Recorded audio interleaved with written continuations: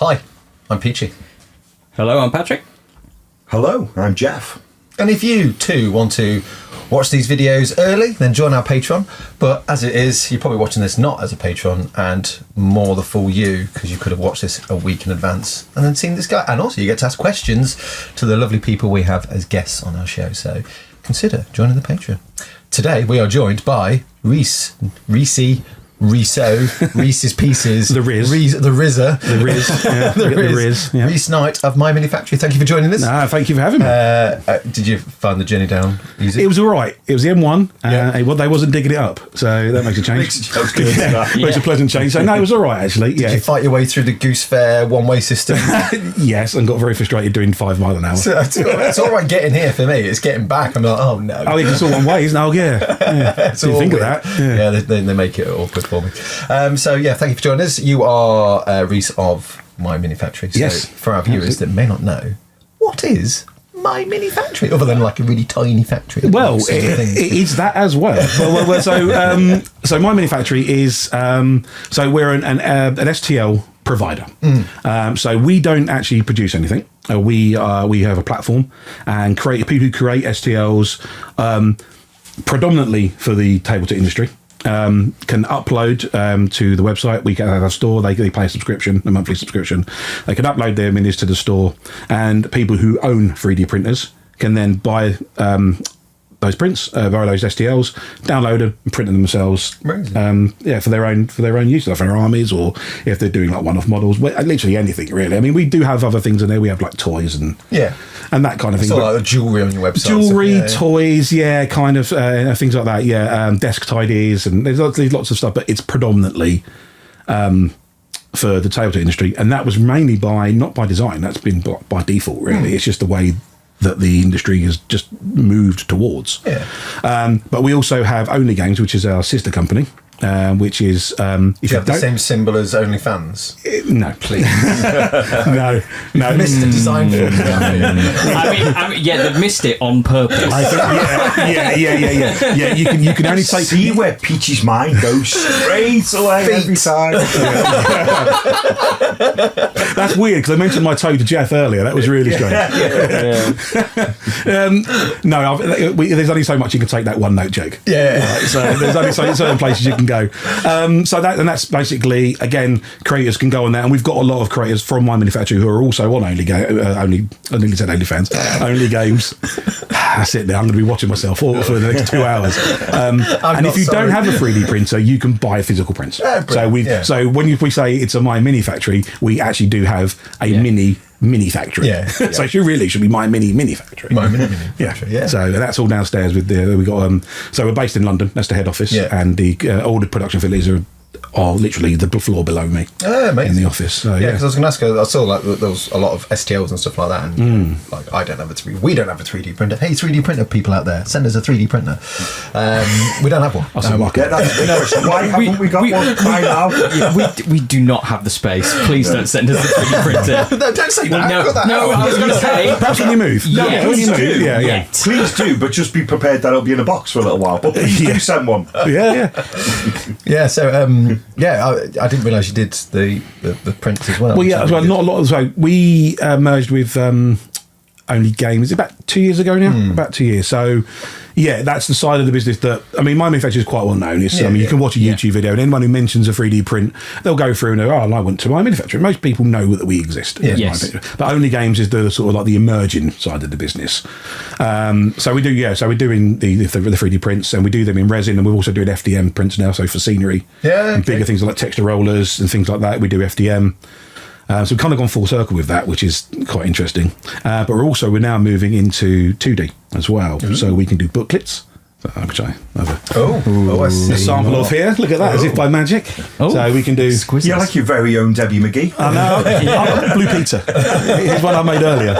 Quite literally. Actually, I am qualified to make these, because I used to be a 3D printer. I used to be a 2D printer, but I don't. It's not me. It's properly trained staff. Is it bad that when you were like, we're moving into 2D printing, and I was like, oh my god, what's 2D books? It's books. It's books. You're such a millennial. books, cards, and bits of paper. Yeah. It's not digital. Yeah. But this was a digital product. Yeah. So this was a digital product by one of our creators, Arcade Minis. And you can, again, it's available on My Mini Factory. You can download this PDF. It's a 5e, what they called, not story, but when you adventure. Adventure. And now, then they just ported them over to owner games now. And if you want a physical copy, if you're old like me and you like your physical copy, you can buy a physical copy. And I think this retails at about 12, 13 quid. So I mean, like, if I had like a rule set and I just need it printing, absolutely, to you guys. Yeah. So we do bulk. We do bulk orders for people as well, and with minis as well. Yeah. So we do a lot of.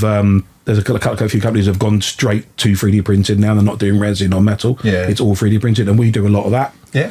So we can do bulk orders, but our minimum order quantity with any of this stuff is 1. Oh, so if you need it, say for instance you did have a rule set, and you don't now have to go to China and get 3,000 printed, sell 10, and then the rest of them in your garage for the next 5 years. Yeah. You can go, you know what, I think I might need 20. Can I have 20? But obviously the costs, obviously the lower you go, you more get higher. expensive. Yeah, of course. But it's having that ability to go, I only want 20 of these. Yeah. Or if you're doing doing a campaign, doing a Necromunda campaign between you and 10 of your mates. Yeah. And you've got it all written out, it's all lovely, and you go, you know what? It'd be great if we all just had a physical copy of this. Yeah. You could put it on there, and then campaign. you can get it on, give it to your mates, but then make it available for anyone else. Anyone else can go, oh, there's a cool Necromunda campaign there. Oh, it's only a tenner, I'll have that. I control the internet now and have Codex, Astra Militarum, Ventrally Nobles, and make it a legit thing. Why not? Totally going to do that now. Find a sculptor, find a 3D sculptor, and you can do the figures as well, right? Yeah. If only we knew. Well, this is the thing. So this is like one of my my community role. My wife asks me like literally every week what I do for a living. Same. Because she doesn't really know what a community manager is, because she knows nothing of the industry. I was like, yeah, but most companies have community managers. She goes, yeah, but what do you do? I'm kind of like, I talk to people and get stuff done. And she's like, okay, I can't tell that to my friends because they still won't know what you do.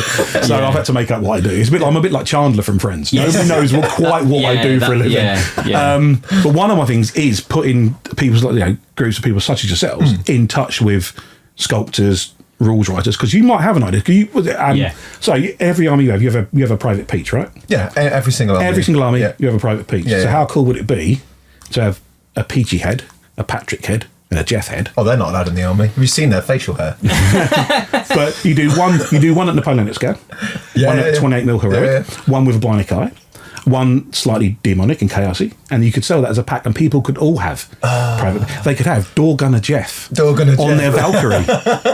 I'm up for that. I was just imagining outside of a bar. Necromunda hairdressers.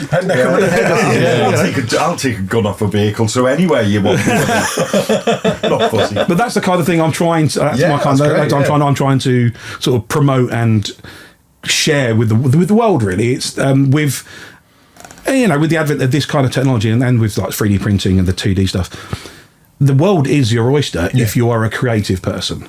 You might not be able to do the typesetting or the graphics, but there are millions and one people out there, and especially in the industry, there's thousands of people that can do it. And you've only got to put the right person in touch with the other person, and things can happen. And it sounds corny, but you can actually have your dreams made. And that sounds awfully twee, and I hate it myself when I say it every time. But you can do that. It's if you want, you might want your own figure line. Well, have a word with me. I'll put you in touch with someone. Then they go away. They work it all out between them. I'm just a facilitator. You go and work out all your bits and bobs that you need to work out, and then we just run it through My Mini Factory. You can do it, download. So and then there's all sorts. I mean, like Louise with her little goblin. Yes, yeah. Now, obviously, she's designing the packaging. She's making the boxes. She's getting them printed. She's packing them. But we could take 95% off that admin offer. Yeah. And all she could do is sit there once every month and count her Scrooge McDuck earnings. Dive into a exactly. Now, obviously, it's not for everyone, and Louise might like that. The crunch of getting involved, and they're all hand packed by her, and that could be a selling feature, and that's 100% Yeah. Brilliant. Go for it. That is your thing. There's always that skill set out there that you can't do, like you said. Yeah. Like Yeah. Well, for me, I've never really done much in the way of graphic design. Yeah, so. I can't write to save my life. I mean, I can write. Yeah, but yeah, I've yeah. got no. Yeah, I can't yeah. construct. Yeah. I can put down what I want to say, and then 9 times out of 10, I give it to my wife, and she makes it legible. Yeah. You know, I want to say this. She goes, right. Well, you don't want to say it that way Yeah. because that's a bit confrontational. I'm like, okay, I'm from the East End. Everything I say is confrontational. So that's where we are, man. And we're getting into hardback books as well. Then. Ooh, very fancy. So we can do foiling, and so it's for those you can go and get your like the big companies like your Modiphius. You obviously they've got good relationships with people who do their printing. Yeah. But they might want to do a couple of one-offs for a show or an event. Then come to us and we can do the one-offs. Yeah. We can do like a run of 20 for an event or gifts or limited editions, that kind of thing. We can handle that kind of stuff, and also we can do the bulk. I find that really interesting in like a time where I know we were going to have more of a discussion on it in like another episode, but I see lots of people saying Codex is they're dead now. Like, why don't you just sell me a code? I don't use the book, and then you're moving into like your traditional printing. Absolutely, and going.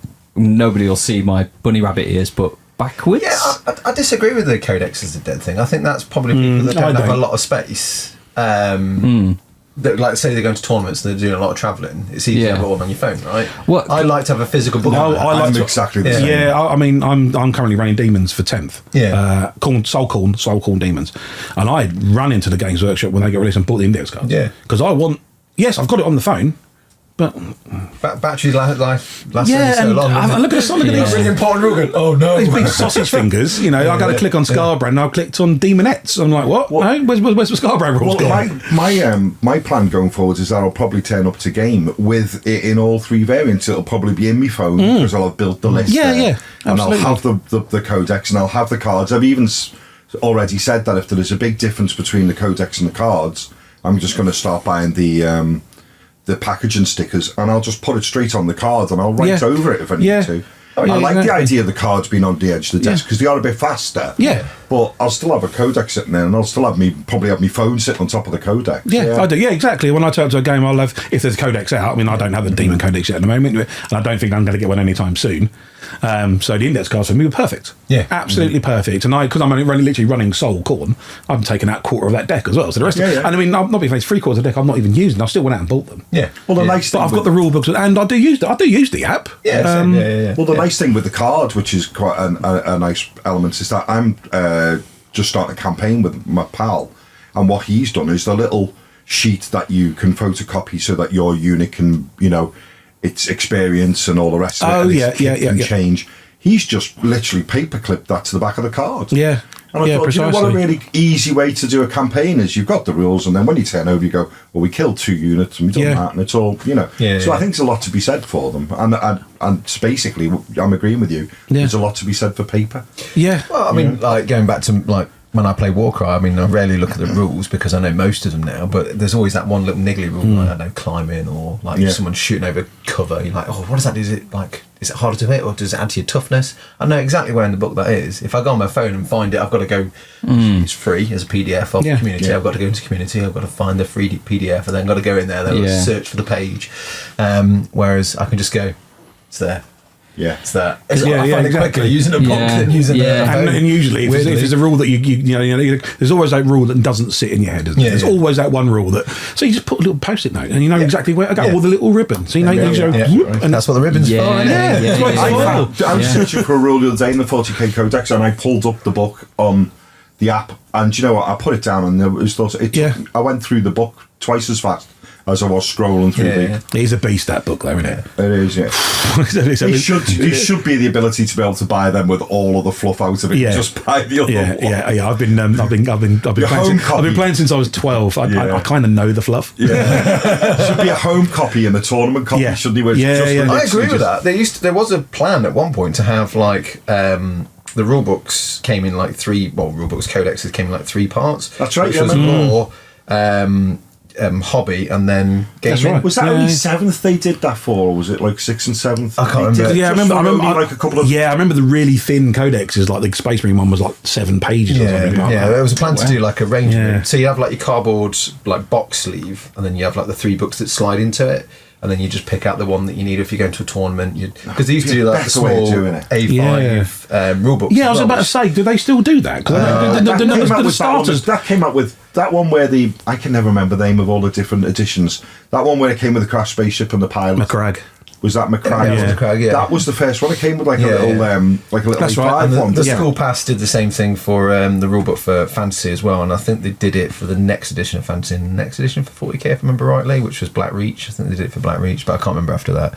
I only know it was McCrag because I literally found the spaceship the other day. Yeah. I've got the scenery in the bottom of a drawer, and I'm like, I will paint that one. One day I'll paint that 20-year-old piece. It was the little dude with the little virus. pilot, Lieutenant Varus. Yeah. Lieutenant Varus with his little He was box like- of whatever it was, gene seed, I think. He it was meant always to the be. one that got nicked off the store. Yeah, The gaming tables, yeah. Him and the sergeant for the Space Marines, they were Yes. always the ones that got nicked. They're the coolest ones. It's just Well, he was different. mainly cool because the fact you just couldn't buy him. Yeah. You never came. He was always. Yeah, he was literally like a in special that character box, in that yeah. box set. Oh, Same with like the right, little interesting. pylons as well. Oh, Yeah, yes, those weird yeah. little like electric fence pylons. They were Yeah, quite cool as well. They turn up on loads of stuff.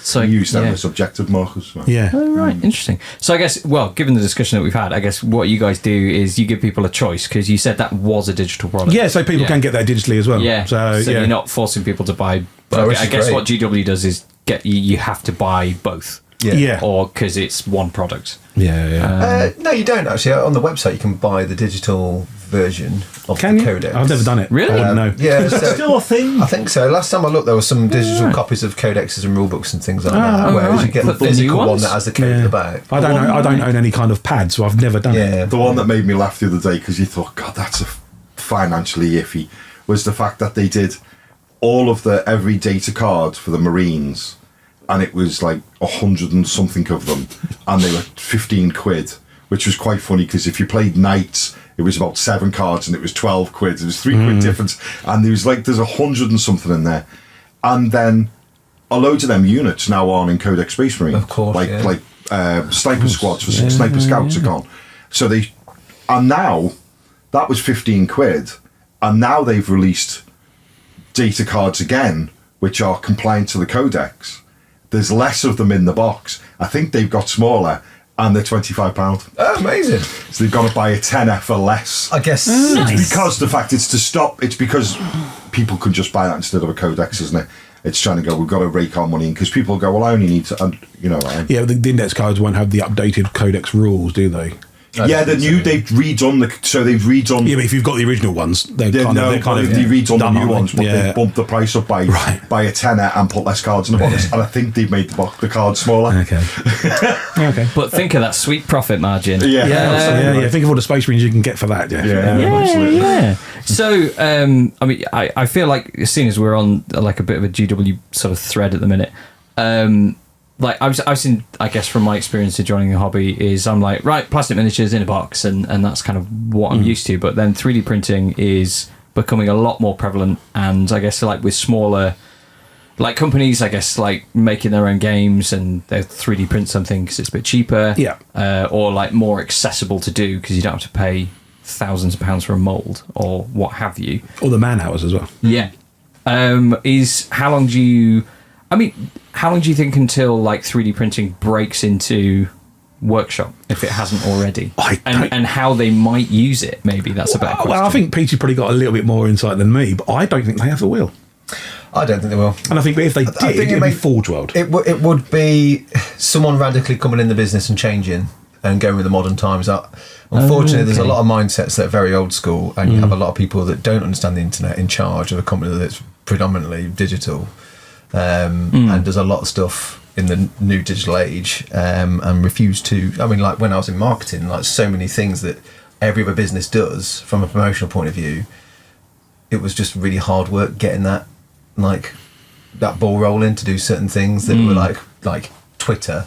Doing Twitter, you were trying to get TikTok posts and stuff like that. They still don't have a TikTok. I don't think, do they? I think they do every now and again, but someone edits the odd TikTok from the painting guy. But they're always like 10 years behind everyone else. I think that's always been the case since I've been there. Yeah. I'm not sure what the GW TikTok would be like. What would they do on it? It'd just be like short, fun videos and like lots of little, snippets of paint guides. And me and Duncan used to have lots of fun little promotional videos that we used to do, and people used to enjoy watching for that. And then we stopped doing them because, well, God forbid we become like celebrities and remove our faces and just replace it with hands. Wow. Well, that's actually nice segue, because that segues into the My Manufactory ethos. Yeah. It's not about us. Yeah. It's about the creators. We promote the creators. We don't make anything manufacturing. We physically make stuff. Yeah.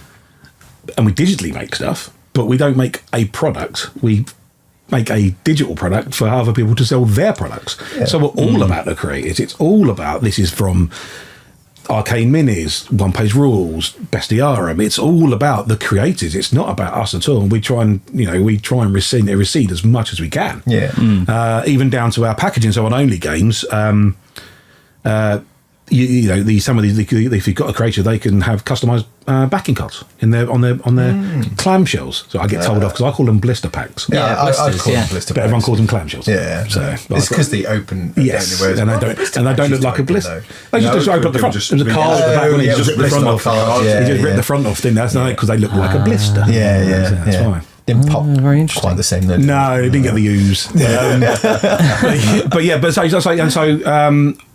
So we've done some printing for One Page Rules for Eschenspiel next week, and they've got One Page Rules backing cards on all their figures. Yeah. Amazing. So it's all about that. So I'd probably without trying to pigeonhole you, it feels like the patron of the miniature world. Like you're almost you're there for the miniature creators. And we've got product. I mean, now we've got the store. That's the main. That's where you first start as a creator. If you've got some digital STLs that you want to sell, your first protocol is a store. You go on, you pay, I think it's $24.99 a month, and you can sell your models on a store. Now, if you've got less than 20 models, it probably isn't worth doing. Yeah. Because you're not really going to get the revenue back to at least cover that. But if you've got more than 20 models, then chuck them in, and they might be something desirable. Yeah. And it might be you want to do one model that's absolutely fantastic a month and sell it for like 50 quid as opposed to doing $1 models. Yes. It's how you want to run your business.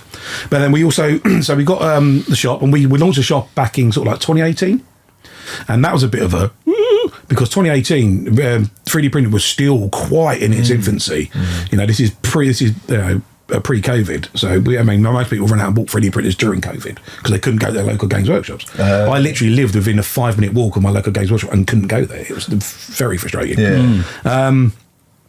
So 2018 opened the store, and that was a bit of is this going to work? Are people ready for this? Are there enough people out there with printers that can sustain this? And luckily there was. And obviously we grew, and as more and more people started getting printed, their printers started coming down in price.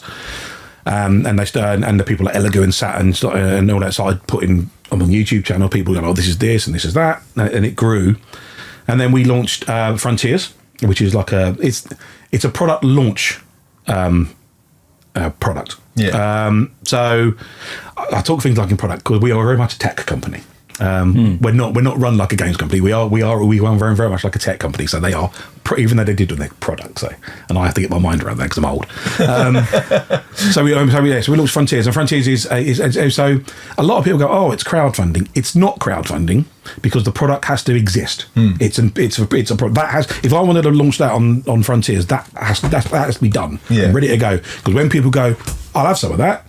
They get it immediately. So if it's an STL PDF, they get that as soon as they pledge their money. They get it. None of this waiting 12, 18, 20 months to get a product. It's there. So it's a product launching system. We just put Armada from Mantic on there. They've just because they want to do it all digitally now. They want to, they've kind of thought it's had its day in the sun in retail. So they've launched it digitally. So that's literally launched that on Friday. So it's doing all right. Yeah, it's doing very well. So we launched that, and then we did. Then we got our own pledge manager. So if you do a Kickstarter and it's an STL, instead of going through the horrible backing for Kickstarter, because obviously Kickstarter is for everything. Kickstarter. And I went Kickstarter then. Kickstarter. It's for everything, isn't it? Whereas pledge manager is STLs. It's very focused. So we got that. So if you run so you get a lot of Draco. They do all their so all their Kickstarters they run through our pledge manager. because I'm their account manager. So, yeah, and Caroline I speak to. Yes, I think we dealt with Tim a lot, and then Tim left, I think. Yeah, he left. Oh, Unfortunately, was he? Yeah, he left a couple of weeks ago. Unfortunately, I'm not sure. It was. I don't think it was a choice that he wanted to make. Yeah. I think it was like a personal reason. Yeah, but, not to share anything. But he was really good. I got on really well with Tim. He's a nice guy. So we've got Pledge Manager as well, and then we've got Tribes now, which is our monthly subscription service. So that's I saw that. Yeah, you got your different tiers. So that's because we similar to Patreon, where you have tiers. Yeah, we did a video with Puppet Squad recently, and they said we're on Patreon and we're on Tribes. We're on Tribes. Yeah. So Ian's a Battle, the guys over there in America, they're on Tribes. So they do their digital STLs through Patreon, and they also do it through Tribes as well. And they've also literally just gone on to Only Games now. So again, if you like their scenery, you're like, that's just amazing. But I don't have a 3D printer. You can actually, hopefully, in about a week's time, you'll be able to physically go. I'll have some of that scenery, and we'll print it off and send it to you. So, do you think 3D printing?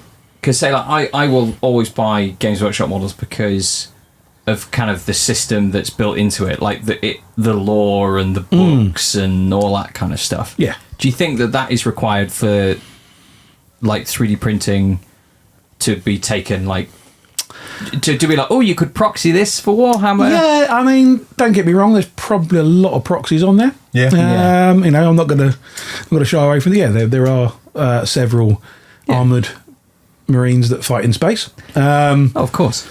But I think you're right. I mean, I work for a 3D printing company. Yeah, as I mentioned off camera, I'm going to Warhammer World after this, and I'm going to go and buy a steam tank. Yeah. Because I like working. Yeah, it's different. Resin's a very different animal. I'm a converter also as well. I'm a converter. I'm a serial converter. I cannot build anything straight out of the box. Same. Yeah. I mean, Kit Bashers Anonymous. Yeah. Well, in 10th edition, I was like, no, I'm going to do a demon army because I'm going to do them straight out the box, glue them, paint them, done, get them on the table, happy days.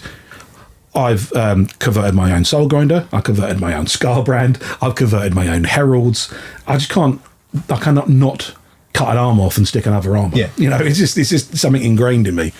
And you can do that with resin, but it's not as easy. Yeah. It's almost like when we had to work with metal miniatures. It's that jeweler's saw, razor saw, files. It was plastic ink snip, file, done. With regards to talking about proxies, is it down to yourselves when you decide how close is too close? So that's a tricky one to me. So we have to approach. So we do. So all files, unless they're a respected and well-known partner creator, all files are manually checked. Manually checked. Every now and again, I'll jump in if the guys are busy.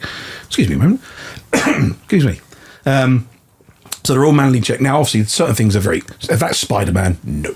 Yeah. If that's a Stormtrooper, no. Yeah. They're very easy. It's a bit of a grey area when you're looking at GW IP because a man in armour is a man in armour. Yeah. We have to look out for tags that say Warhammer 40,000, Emperor, Space Marine. We have to look out for Aquilas, corn symbols, things like that. Now, we do look out for that, and there is a bit of it. Then when there is usually a bit of an internal, what do you think of this? What do you think of that?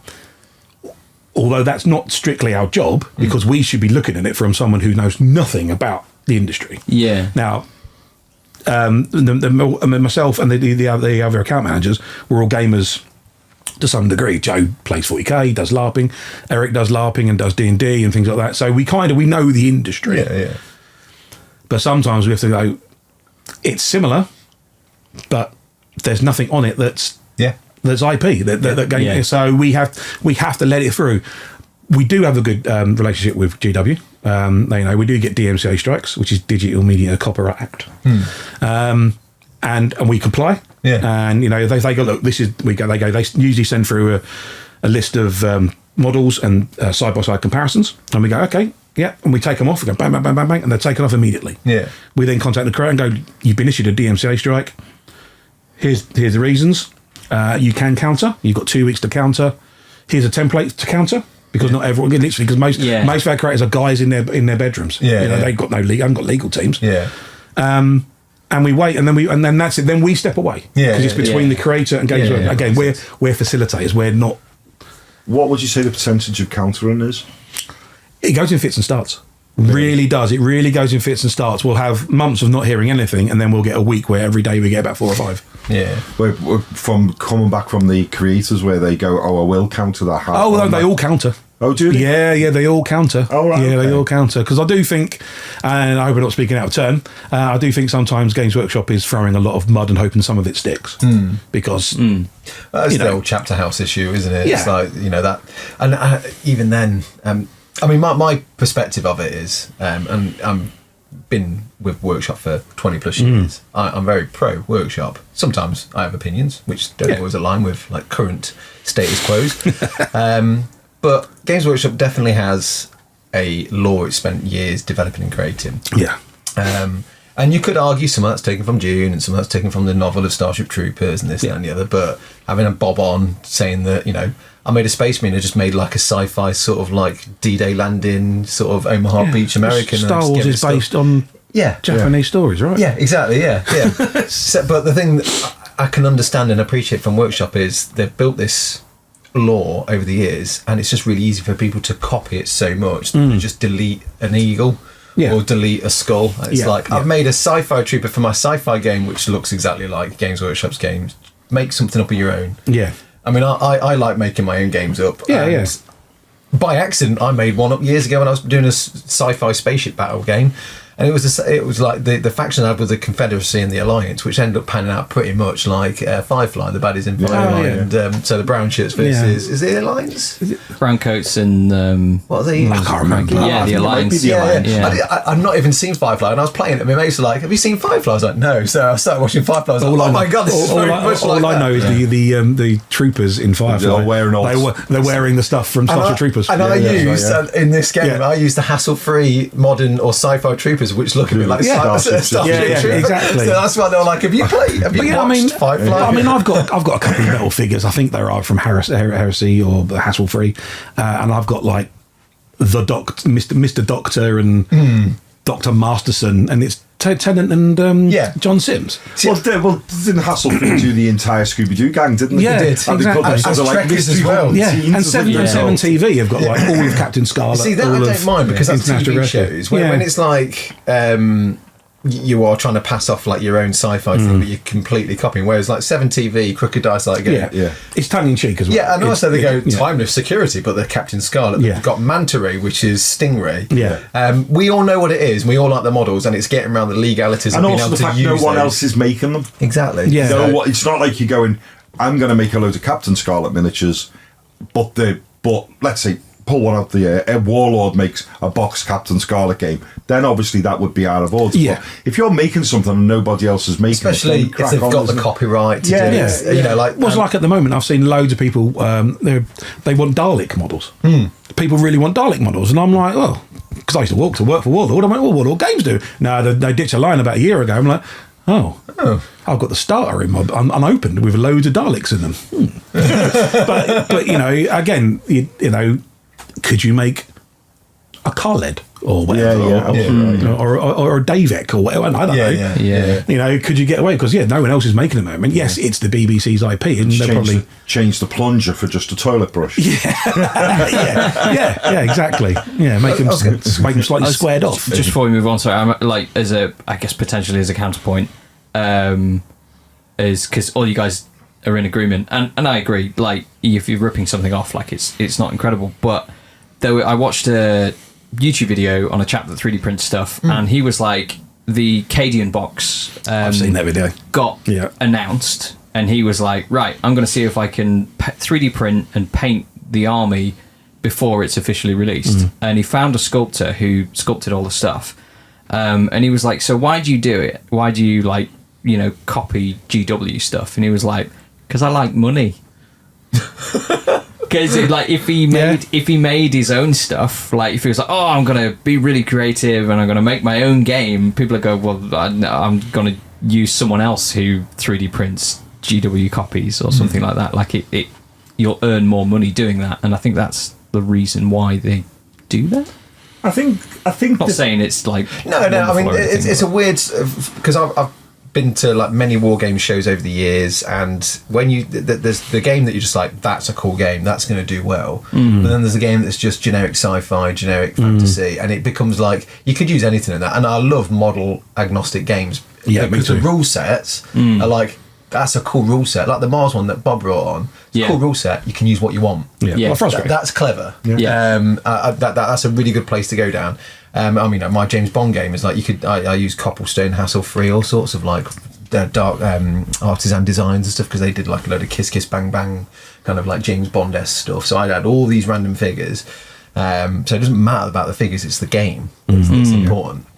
It's when you see an idea that's really good, someone's taken it and gone, that's done really well, we need to copy that. That's like, just spend some time being creative and making something cool. The amount that pop up where you go, it's this, and you're going, well, that's basically, you can just point at every single thing and go, well, that's to that, and that's to that, and that's to that. And I go, yeah, I get it. The idea, exactly going to what Pat said, is this person talking about, if you go your own way, your chances of making money isn't as good as if you go the GW format. I get that, but it just feels a little bit sad. I always just feel it feels a bit sad when you go, you've just basically remade an Eldar army, or you've just remade this. I always feel it's like, I get it, but it just doesn't sit well with me. Yeah, if you're doing it and you want to make money, I get it, and you want to do a cheaper version of it that's visually not the same as well. It's like, I say visually not the same. Well, but there is really nice elements where people get it right. Like a guy I've just started to put an order together for is a company, you may even heard of them, called Archie's Forge. And Archie's Forge has got a really nice section for Black Templars, and it's things like the tilt shields are all moulded with crosses and stripes already on them, as opposed to me sitting there masking them off or getting loads of decals to get them all looking right. They do a load of moulded ones. They do two-handed poses with a chainsword with the chains already attached. Well, these are like loose bits that you add. That you add, and they're all designed so, like, because you go, there's virtually not a model out there at the moment which has a Space Marine holding a chainsword in two hands, and there's none holding a chainsword in two hands with a chain wrapped around. Or it's in a kit that's £35. Yeah, or it's in a kit. And this is the bit I love, is this thing of making things that complement your GW army, as opposed to trying to make a GW army. That's the thing I love, is like things that you go, that's great, and the thing is, you still have to buy a GW army anyway to make them fit. And that's the bit I like, when they complement, not override it, is my thing. Yeah, absolutely. So at the moment, we've got a Frontier, I think he's got a week or so to go, called by Grey Tie Studios. And the Frontier's called the Primal Hounds. So you can see where I'm going with this. Yeah, absolutely. And it's a load of wolfy bits and Viking-esque arms and pads, armour, pelts, weapons, shields and heads for armoured men who fight in space. Yeah. You come from a cold country. Who come from a very cold planet. Yeah. It's doing phenomenally well. I think over the weekend he was on about $60,000. Wow! He's sold at NSTLs. He's also doing a physical pledge as well. So again, people who haven't got who've got these armoured wolves in space, who want but they haven't got a 3D printer, they can go, actually, I'll have that.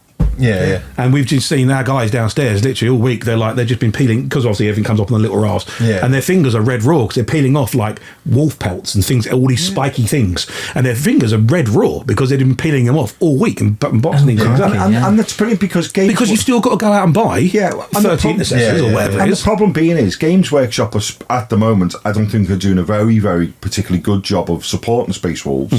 They've got a tiny little add-on sprue, which isn't really cutting the mustard. I'm not a Space Wolf player, but I was once, and I always sort of keep an eye on them. They're not looking very particularly Space Wolfy at the moment. That's the problem. And these guys, and again, it's complementary, and because not everybody's got the skill, the time, or the effort to sit there and go, I'm going to sculpt a load of pelts. Exactly. The Chapped House issue was when that happened, and I can appreciate that the fear and the annoyance is they would make stuff, then this other company would do 3D resin versions of stuff they didn't make, and then claimed it was, you can't do that because we and it's like, but yes, we're a big business, we can only make so much in a year, absolutely right, we only have so many sculptors that can do certain things, and we've got to make money, so we build things that people will buy. if it's done in such a generic way, it's like Viking heads and Yeah. Viking arms that you can fit onto Space Marines, Yeah. I'm okay with that. When it's like Space Wolf armor esque with Yeah. Space Wolf iconography and Space Wolf heads, and then go, no, you can't do that, Games Workshop, because legally that's ours. We know, that because you don't supply I remember that. I remember as a- that chap's house. The one I thing is think- ridiculous. The one I think where it really steps on the toes of GW, and I'm happy for them to do so, is molded shoulder pads, because I think Games Workshop can't give you enough of them. Which is why I think they should go into the 3D world of like It's- digitals, we've because you talked could about- just go, like we talked with like Bob, like having like 3D printers in stores. Yeah. That you just go, Yeah, and go, yeah. oh, you know, because stock has always been an issue of like storing all that stuff. 'Cause we used to have like loads of plastics and loads of metals that were in the warehouse. I mean, Yeah. you probably remember going like Yeah, buying yeah. bits all the Yeah. time. But because I that remember takes those up days. so much real estate, Yeah. and that could be used for like more Leviathan boxes or more whatever. Yeah. But having like digital assets that you can just go to a store or just have like 3D printed and sent to your house makes a lot more sense. I don't think 3D printing's there as an actual 3D printers themselves. They're nowhere near as plug and play as YouTubers would have Yes. led to Yeah, believe. I've They heard are so. Do you no, think they're that like is- printers from the 80s. Do you think that's the next step for it to really kick off? Yeah, I mean, we kind of get working into like sort of Star Trek realms here, aren't we? Sort of going in the same computer, Space Wolf, shoulder pad A4, and it appears. Energized. But, yeah, exactly. But, we got to realise these things are still going to take about, if you printed like a 28mm man, that's still going to take about 8 hours to print at the moment. Yeah. And Is that really how long it is? Yeah, I mean, it all depending on the quality.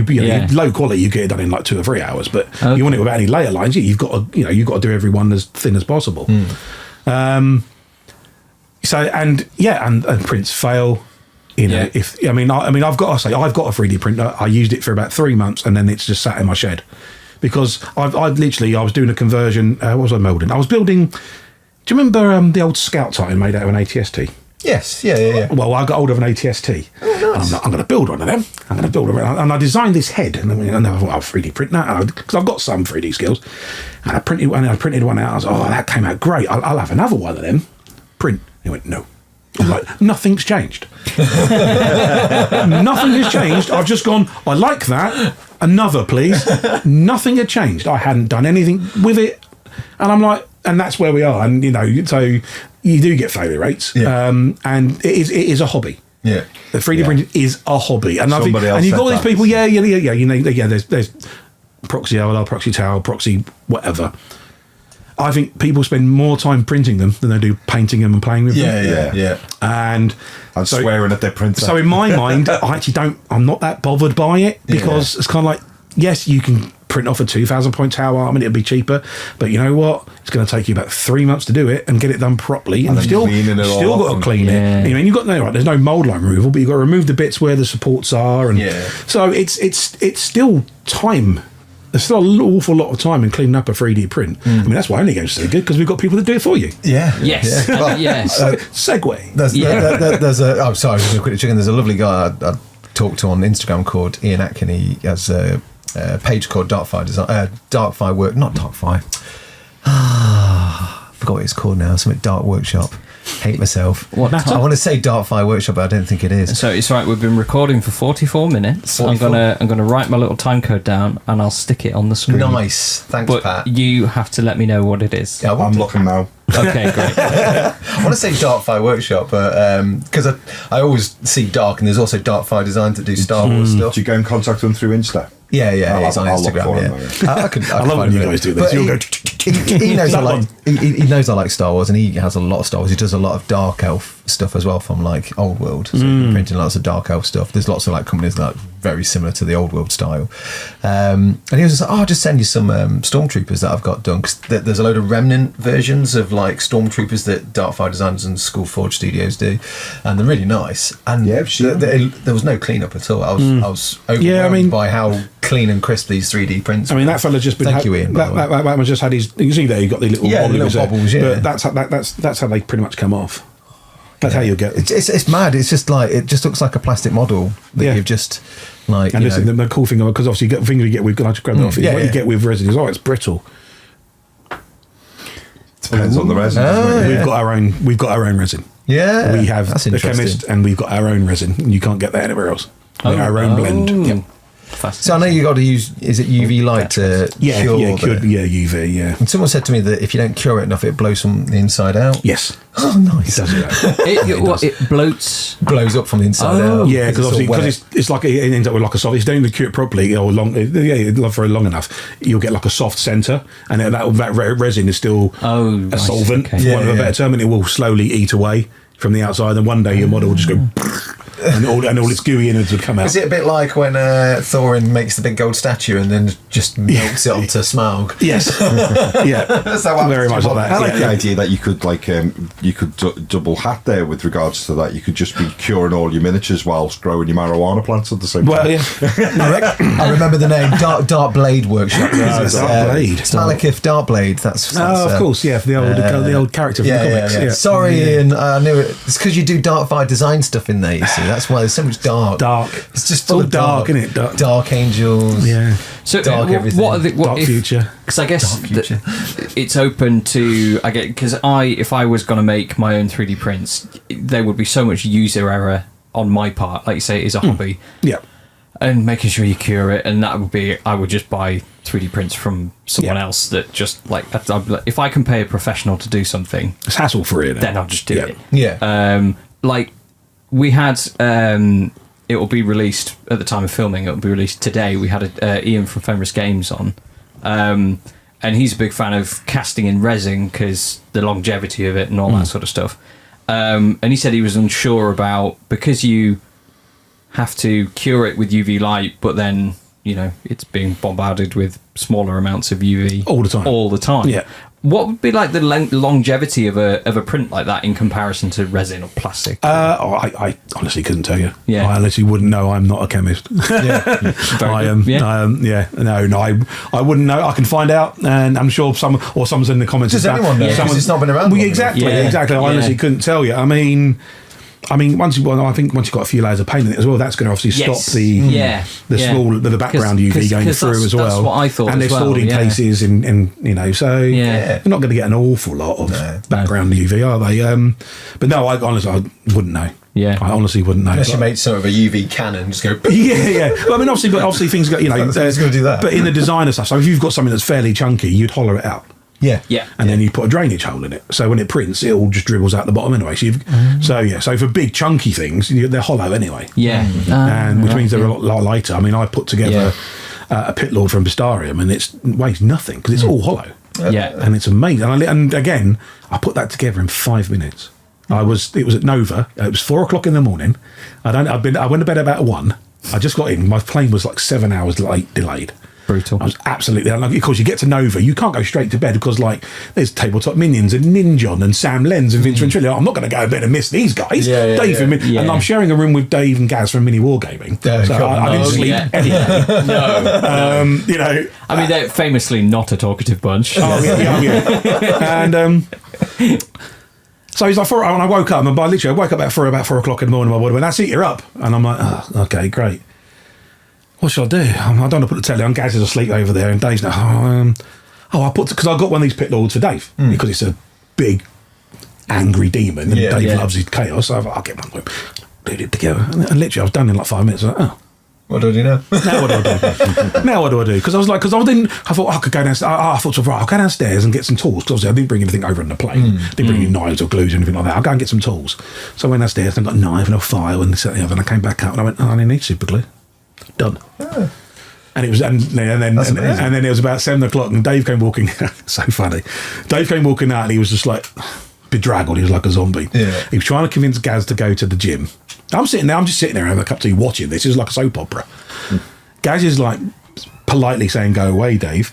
I'm very tired. Please leave me alone." And Dave's like, "Okay." And he just turns around and he clocks this one. He just went, "What the hell is that?" He just went into Dave. He just literally, he was like the Hulk. It was like he daved out. And he was going out and he had it in his hand. And Gaz was like, "Dave, just put it down, man. It's not yours." And I went, "Actually, Gaz, it is." And then he went, "That was it. I'd lost him." And he was up, he was dressed, he was gone. Yeah, I'd lost him at that point. But yeah, that was an interesting. I was there for 3 days at Nova.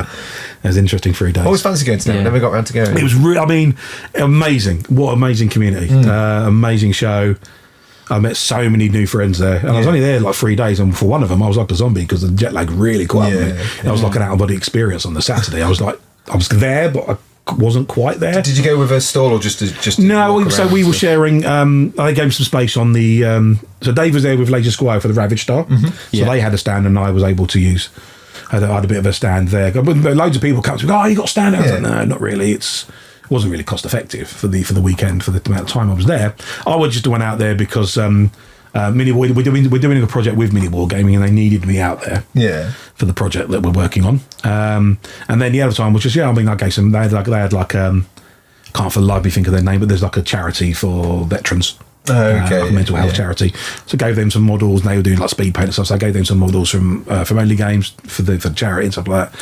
And just chatting with people and chatting with influencers and things like that. And like I say, Dave Taylor was out there, who I've known for a couple of years, and he was going to catch up with them. And tables like Minions and Sam Lens and Ninjon. I was like, this is amazing. These are all these influencers I watch. And this is amazing. And they were like, my manufacturer. I'm like, Ninjon.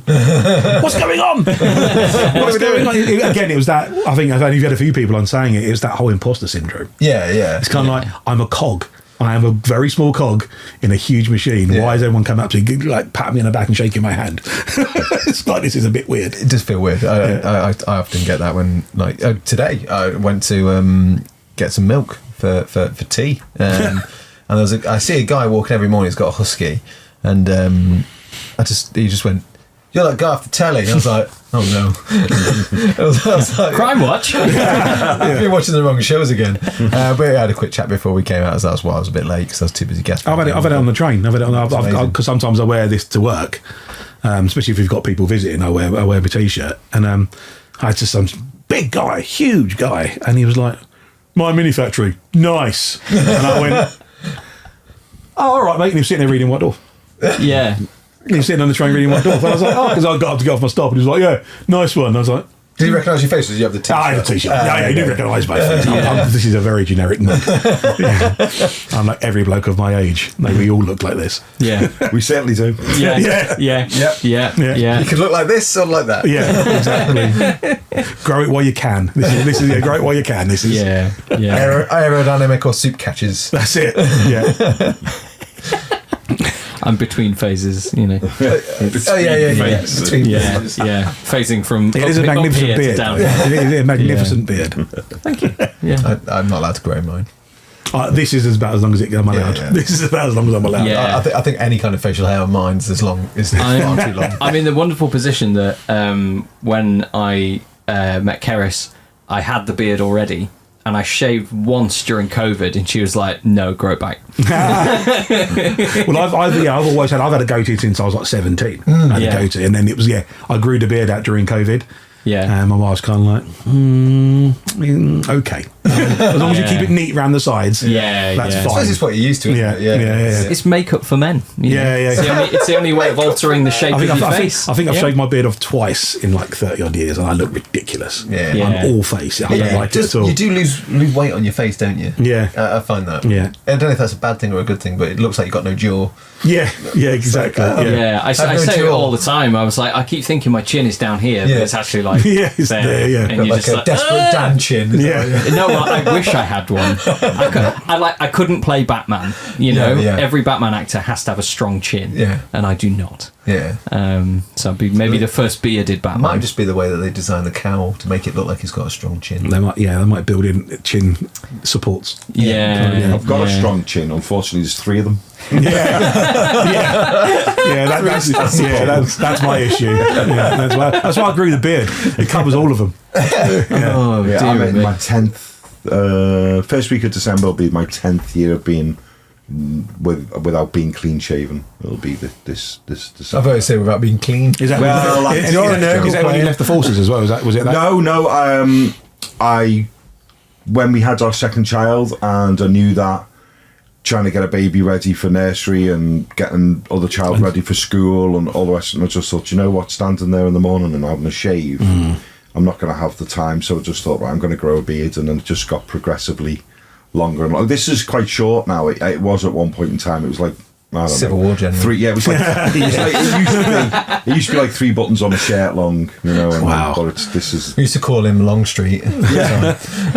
Well, it was long enough that I was contemplating plaiting it. But Yeah, I was able to plait mine a couple of weeks ago, and I went, "Oh, that's going to be too long." The one when I realised my beard was probably, I needed to have a bit of a think about it was, I went through a real stage of wearing a lot of, if I was dressed in formal, I went through a real stage of wearing a lot of tweed and pocket watch and stuff like that, and it was my cousin's wedding. And I thought, you know what, I've not really done it before in civilian clothing. I've not really ever had a dicky bow. And I bought myself a really nice dicky bow, and I spent ages learning how to Was this do during it. the Prohibition when you? Yeah, this is right. And I decided I was going to have a dicky bow for this wedding. Him and Tom Hanks. For my cousin's wedding, and I remember in the mirror, and I thought that looks great. And I came downstairs, and I had all my gear, and I went like that to my wife. I went, "What do you think?" And she went, "What?" And I went, "Oh, the dicky bow." And she went, "He doesn't look like you got it. He just looks like you buttoned your shirt up," because it was under my beard. I couldn't tell I had one, and I had to can it and take it back and swap it for a new tie. I spent ages learning to do it as well. Span around It and did spin everything. it, had lights on it. The mechanism caught my beard. It was painful. See, I don't like doing my top button up if on the rare occasions I have to wear a shirt. So having a little bit of length kind of hides that bit where I've actually got the top button undone.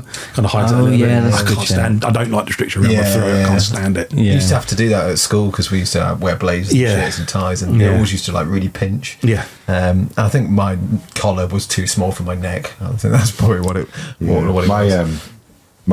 It was just enough, but my guardsman's tunic when I first joined up when I was a guardsman, my tunic I could just get my finger down there, and I thought any tighter than that and then I'd be fainting. Yeah, it's not good, is it? It's not great when you faint wearing a bear. Especially when it's pushed on your jugular and you just Well, you know, a friend of mine had the worst of faintings in the military. Was he fainted in full gear and put the bayonet through his jaw. Right underneath the jaw. Yeah. it's going to sting, isn't it? Yeah, it was like, can someone pick Guardsman Smith up? Did he look like an orc? It was like, can someone pick Guardsman Smith up and could someone take the bayonet out of his face? Probably wouldn't have happened with the older rifles, right? Because they were longer. Yeah, well, they sat on the floor, so if you fainted, you just dropped them. But with the new one, it's right next to the side of your face. Yeah. So I can see some lovely 3D. Let's talk about subject. Let's steer away from the body mutilation. A little story, because I feel bad. I'm going to apologise publicly because I was looking at the AK stand at Expo and you came around and went, "Hey, look at this paint model. What do you reckon to it?" I was like, "That's really cool. How did you paint it?" And you're like, "It's 3D printed." And I was like, "Yeah, but how did you paint it?" You're like, "It's 3D printed." And then you were trying to explain to me that you 3D printed and it. you stormed off. And then I stormed off because I was like, "No, my life is ruined." No, we had to get and meet up Wayland, and I says I'll come back, and I completely forgot because I'm old. I've got no recall whatsoever. But we're being pulled in a lot of directions that day, to be fair. UK Games Expo, I didn't stop. Yeah. I mean, it took me like an hour to go to the loo. Because literally you go, right, I'm going to the loo. All right, mate. All right. Yeah. Come see you. And you're like, busting here. I walked out. I remember thinking, oh, them Fallout miniatures are nice. And then that just became a thing because then the guys who were doing Fallout spoke to me for ages. And then he went, can you find Peachy and get him to come over? And then Fallout took about an hour and a half out of the time I was there, and it was lovely to meet the guys, but it was like I only went to work for them. I only went I only tried to go, they're nice, and next thing you know, Jeff, and it was like, Louise kindly offered to get me a tea, and I was like, "That's a bad idea, Louise. You're going to get stopped more than me." Oh gosh, it's ridiculous. Yeah. But I got a tea, and by the time that she'd finished talking to him, I got another tea. So she's one, but she came past the house because we had we sell the Duncan Rhodes paints, and we for all our painting on the table on the stands we use tooth and coats. And Louise came along, she saw him, she just called back, she went, "Oh look, they've got their paints." And she went, "Oh, I wonder if Duncan's there." I went, "No, you've missed him." He was there for about 20 minutes on one day. And I missed him because I was on my way back to the stand, and it was like, you've been going to the toilet for an hour. Yeah, no, literally. And it was like, "Oh, you've missed Duncan." I'm like, I organised all this and I've missed him. Brilliant. But so we got like a partnership with Tooth and Coats now. So they're doing like a masterclass for us as well. So we're doing a subscription service imminently. Nice. So people will be able to spend, I think it's £10 plus shipping. Yeah. There's a sci-fi one and a fantasy one, and you'll get free models from a certain creator each month. Just delivered to your door. Just turn up. Amazing. Only crates. Only crates. Oh.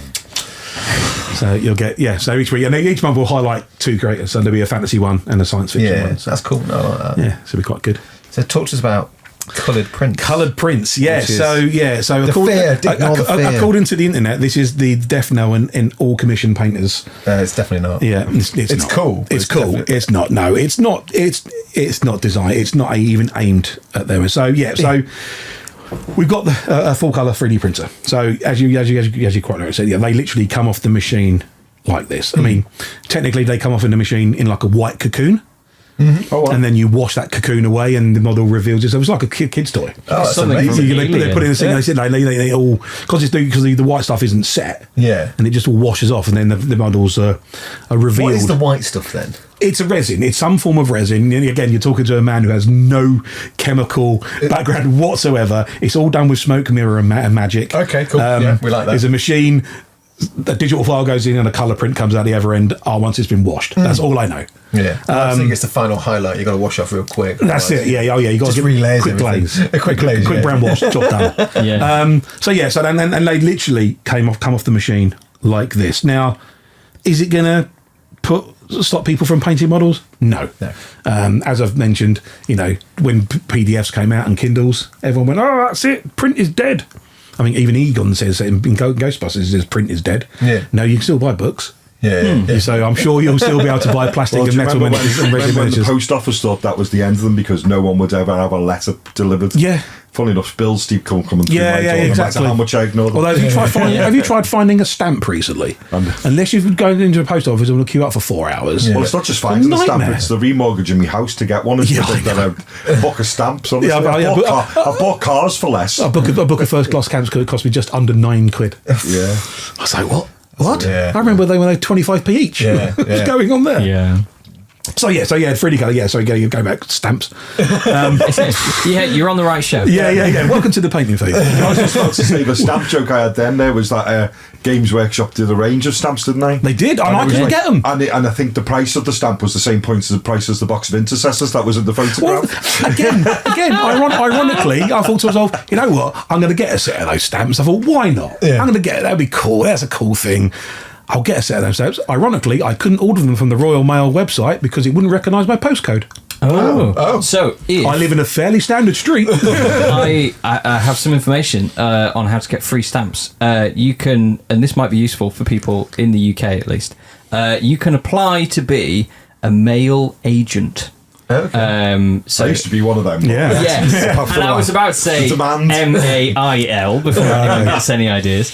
And they send you free stamps, and basically you just have to put a letter in the post. It's just an envelope basically with a stamp on, and because they're all tracked and coded now and stuff, so they use that to test how the system works, like troubleshooting and all that sort of stuff. And your payment is stamps. Wow. So you have to put a letter in the post like every week, and you maybe have stuff delivered to you as well. That's interesting. Because Keris does it, and her brother did it, but he had a package.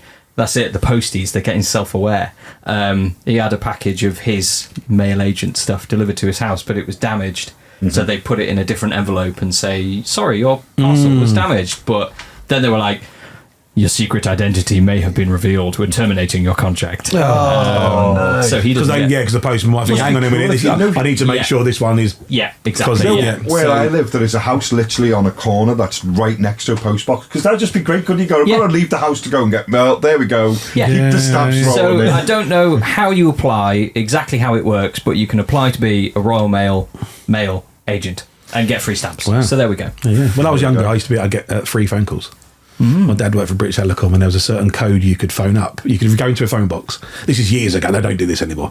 You could phone up. phone box So you could still pick up- exists. you could Yeah, pick they up- don't do pick phone up- boxes. No, they don't do phone. No, they're all defibrillators and libraries. Yeah. And in Brighton, one's a coffee shop. Amazing. There's two next to each other in their coffee shop. It's a coffee shop. And you used to be able to go in just to pick up, go to the operator, and you just go engineer test call, and then say a code, and then you could make a phone call. And my dad was a telephone engineer. So amazing. because I used to live we moved out of London when I was about 12, 13, but I still used to go out there because I still had friends up there. And my mum was like, "You're going to call me every hour, make sure you're alive." And Dad's like, "Just do this. Yeah. Otherwise it's 10p a call." We used to have going on to the telephone thing. We're miles away from 3D printed miniatures. We'll circle round. We'll come back. We'll come back. We used to have a code. So like I lived in the countryside, which had no sort of way that you could walk down country lanes, but you know, gambling with your life. Yeah. There was the Kedleston Hall, which you could cut through, but sometimes depending on the gatekeeper, there'd be a bit sort of like, "Oh, you're not allowed in here, get out." Yeah. Did you bring them in specially from Cornwall? Yeah. All farmers. It doesn't matter where you are, all farmers sound the same. They do. Sounded like that one used to be a pirate. Get out of my land, you. But yeah, so It was a dicey. musket, that was. So I'd finish college, I'd get to the little village called Allestree, and then I'd go to a telephone box, I'd put 20p in, and I'd ring 3 times, put the phone down, get the 20p back, knew to come and pick me up from that location. You used to do it if you would go travelling, if there's like people around and they were driving home, they would, "Give us 3 rings when you get in, make sure you're home safe." Yeah. I used to do that when I was in university, and my now wife, but my then girlfriend, she would do that, and it was Buckle Hours drive. So she'd get back about 1 o'clock in the morning. I go, "Just to give us 3 rings, make sure you're alive." And she'd be like, "All right." And more often than not, I'm like, So is that where the 3 rings thing comes from? Is because you wouldn't get charged and you could get your money back? Well, as long as they didn't pick up. as long as they didn't pick up. So it was kind of like universally 3 rings. Yeah. Because Peter Kay used to say to me, he always used to say, Yes, his right. mum would say, "Give us 3 rings," you, and you get in, and he said, he'd start the thing, the first ring, his mum would go, "Hello." Because I think as well, 1 ring is just not long enough. 2 rings, it could be just like someone's like dialed the wrong number, quickly stopped and carried on. 3 rings is long enough to have been like their main There's more intent there. There's more intent there. Yeah. But 4 rings, 5 rings, then you start to get into business where someone's going to pick it up eventually. So yeah. Interesting. Liz still does that with her mum and dad. Sometimes she has to ring, even though they've got the phone which says the number on it. She has to ring a couple of times before they know it's her. I don't know. I'm like, but it says Liz on their screen. It's going to be no one else. Maybe they think it might be a different Liz. But it just knows they everyone's programmed name. it in to be her. It's like when you get a phone call after 11, isn't it? Like, "Whoa, who's that? Who's that ringing?" After 11, something must have happened. It'll be some salesman. Yeah. Oh, who's ringing me after 11 o'clock? I've got to be honest, I don't miss having a landline. No, We got I've rid not of had one for it. years. As well. Yeah, no, not The for only years. thing I don't like is like the reception in Spondon is god awful. Yes, it is atrocious. Yeah. I'd say even like ring up the dentists or something like that. I just walk around sometimes now. I just walk around and like, "Can I book an appointment, please?" Because it is literally 10 minutes away. Whereas I'd ring and you'd be like, I mean, there's like one of those big green sort of like posts that they put recently for like Signal, and Signal's worse. I think it's a brainwashing machine. That's what I think it is. It's a 5G mast. It's 5G giving everyone mast. COVID. That's why I walk around with tin foil on my head all the time. 5G death machine. Yeah. That's it. But yeah, reception's awful. Colour prints, yeah. Yes. Sorry. We've got 4 times this episode you've that was as smooth as a velvet baby. That was. Look at that. Baby. Look at that. Wow. Like a silk torpedo. Go on. Nice one, Pat. What we were talking about how it's going to destroy livelihoods. Was that correct? Well, that's a sentiment I've been seeing in feedback when people have fed back. And people no, not at all. Not in the way, because it's for and against. Yeah. Well, it's cost for a start. Yeah, it's cost for a start. I mean, this Owlbear is probably 60-70 quid. Yeah. Now, yes, if you bought a model of similar size in metal or plastic and got someone to professionally paint it, it will probably be the same. Yeah, if not more. But that's limited to a very small amount of people that are going to... And you're not going to have an army. You're not going to be printing off armies. I think we were talking before we were going. It's for the guy who is... It's the D&D guy. He plays an elf ranger. He needs a figure for knowing where he is in the dungeon. He's not going to go out and buy a miniature. He's not going to go through the millions of miniature companies that exist. Mm-hmm. Yeah. Or even go on Only Games and print one off. He's not going to do that. He's not going to buy paints. He's not going to buy glue. He's not going to sit there and paint it.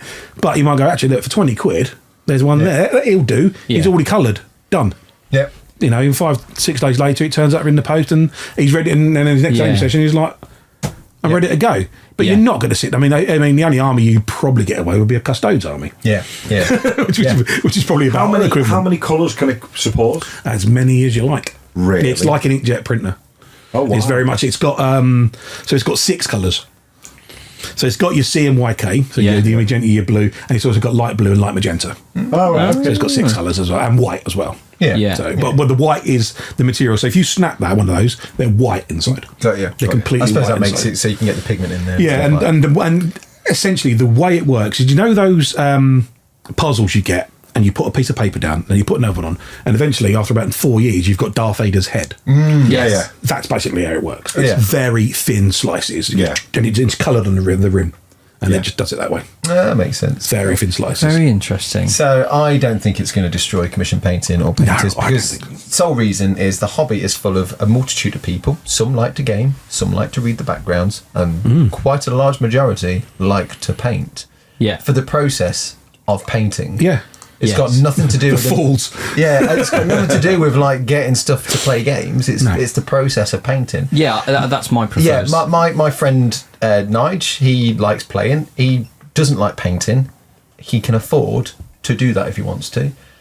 But he also commissions people out to paint things for him because he actually likes painted miniatures. But if the tech gets even better and it's even Yeah. cheaper, then he might go, I'm going to just 3D print in colour. I mean, in 25 years' time, Whatever. when everyone's got one in their front room, Exactly, yeah. then you're looking at it's a different ball But then game. there's people like me who still like to paint. Yeah, It's the process I of won't be painting. able to, because I'll be like, I'll be 75. Because I guess like if you still want cool looking miniatures and all that sort of stuff. Like I'm looking at those and I'm thinking, like say that owlbear for example, like it has like a dry brush Yeah. finish sort of thing. Like But that's the way it's been coloured.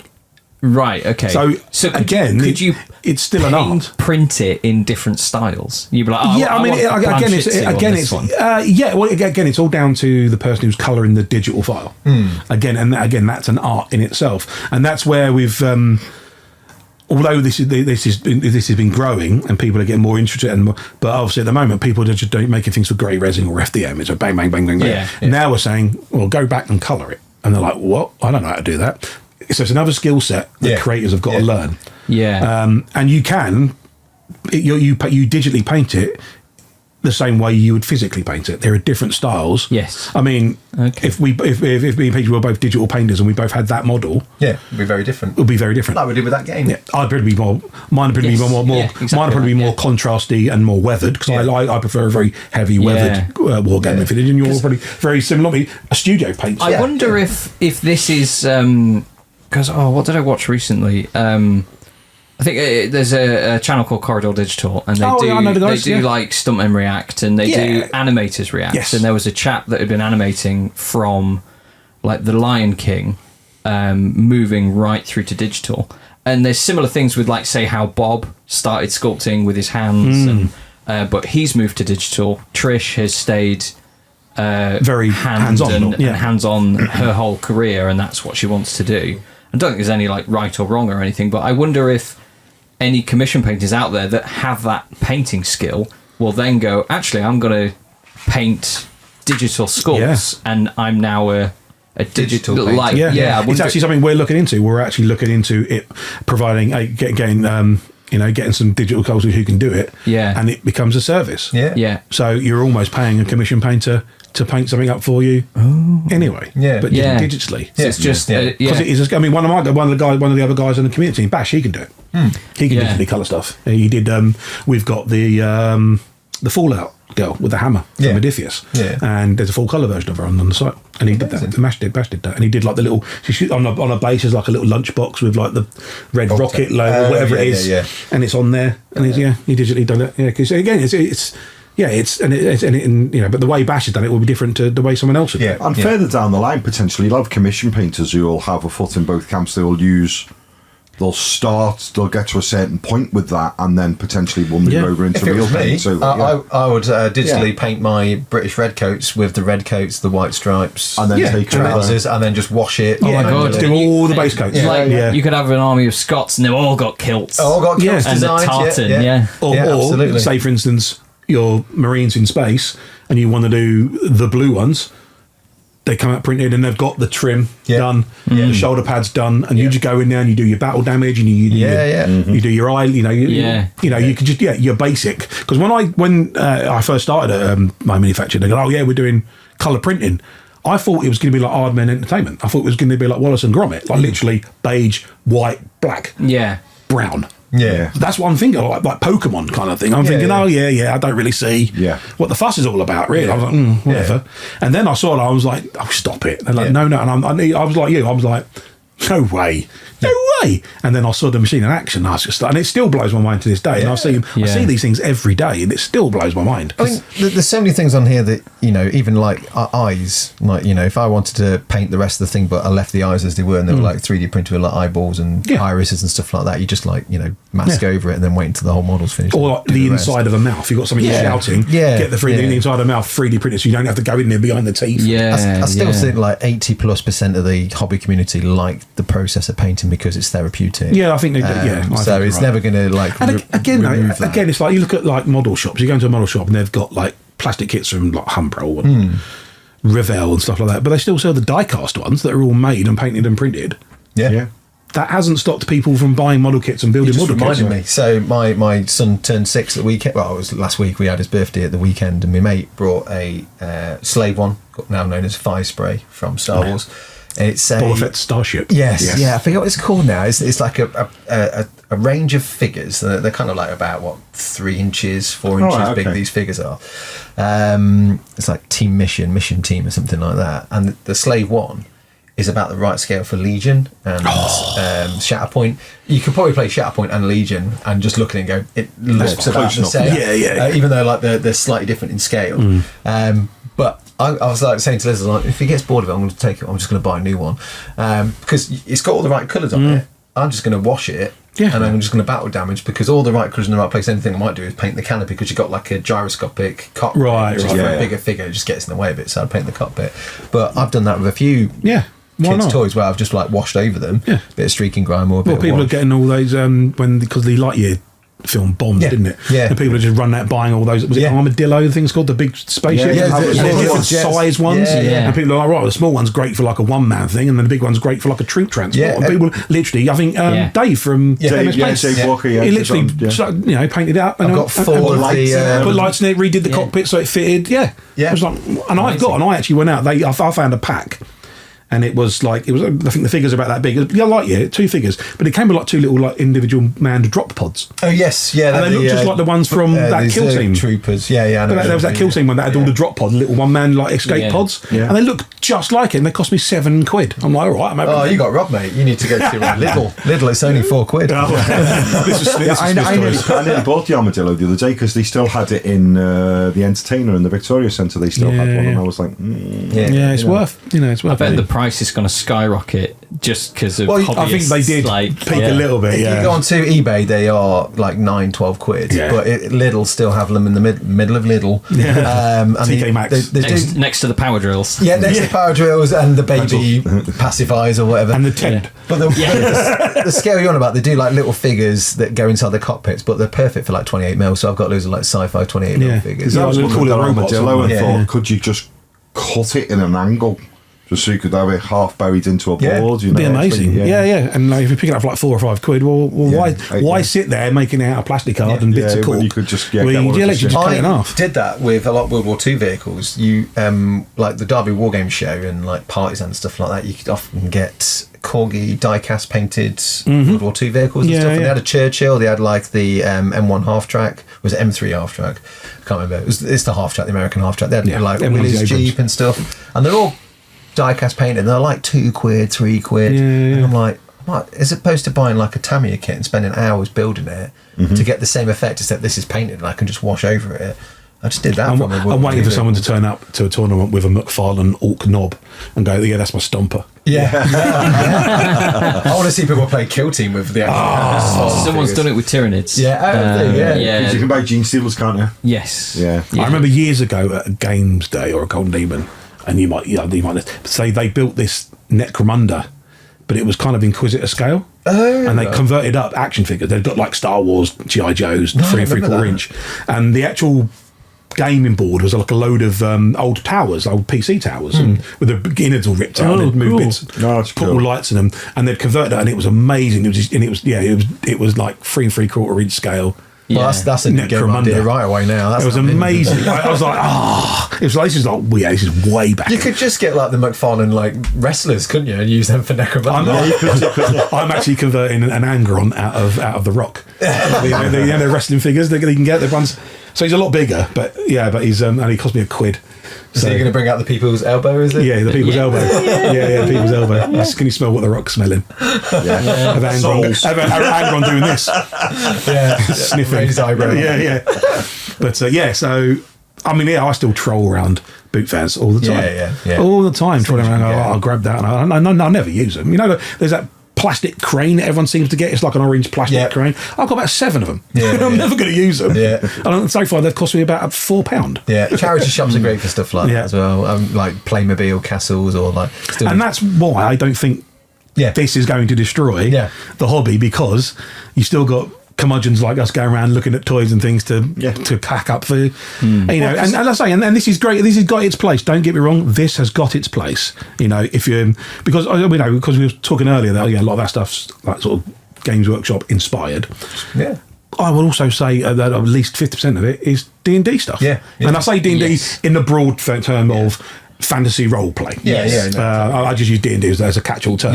Yeah. But we've got elf rangers, we've got millions of goblins, undead, what they call Tarrasques, not beholders. They're everywhere. Oh, right. Yeah. You know, love a Tarrasque. Yeah, exactly. I love it. Yeah, you do. But actually, I think Dave from MS Paints, the first video I watched of him was him 3D printing a Tarrasque and painting it for his Seraphon army. Seraphon, whatever they're called. The lizard men. Lizard men. Lizard men. Yeah.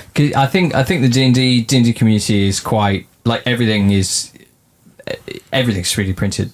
For and those guys, this is really aimed at these guys. Because you can get the pre-painted stuff from WizKids. When Wizards of the Coast used to do it back in the day, and they were awful. You're paying £7 for like some figures, and their sword was over here, and their head was over there, their eyes were up here, down here, and they were bloody terrible. I remember they were terrible. May played the Star Wars. Yeah, the Star Wars one. I've never seen a straight lightsaber yet. No, exactly. Or a battle droid, always leaning back or leaning forward. I don't know if this is a dirty word, but like Hero Forge, they do like 3D printed colours as well, and they have like the paints. So our Eldritch Foundry, who are similar to Hero Forge, we do their fulfillment. So every Eldritch Foundry model that someone's designed will come from our workshop downstairs. Nice.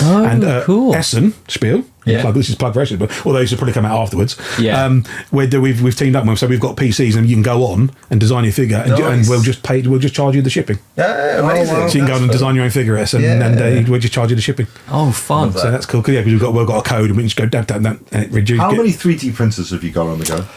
About 400. Wow, that's a lot of cleaning. Wow, I don't have to do it. I'm sure it is for someone. I don't have to do it. In fact, I'm quite sensitive to the resin. I get sensitive now. Is that I'm so sensitive. No, because I used to have one. So I'm like that with housework. Jiff brings me out in a rush. No, I used to have one, and one day I was doing some cleanup, and I went to put my hand in like a nitrile glove, and I didn't realise it was an old one that was inside out. So I've put my hand in this glove, and it was literally full up with resin. And my hand just like chemical burns, and that's since that day. That's it. It's just I have to really wait till they're properly cured a couple of days before I can handle them. Otherwise, I'll get all itchy and brings me out in a rash. So But we've got it's a great excuse not to clean things up. It's not my job. We employ people to do that, and I tell you what, they are the backbone of our company. Those guys, they work so hard. They work long hours. I mean, obviously getting prepared for shows. They're just down there just churning these things out. I think we're up to about 4,000 miniatures a day we produce. Oh wow! Yeah. And then when we get things like that Primal Hounds Frontier that's just gone gangbusters. Yes. I mean, the guy, we've probably I couldn't say how much we've done, but their orders coming in hourly.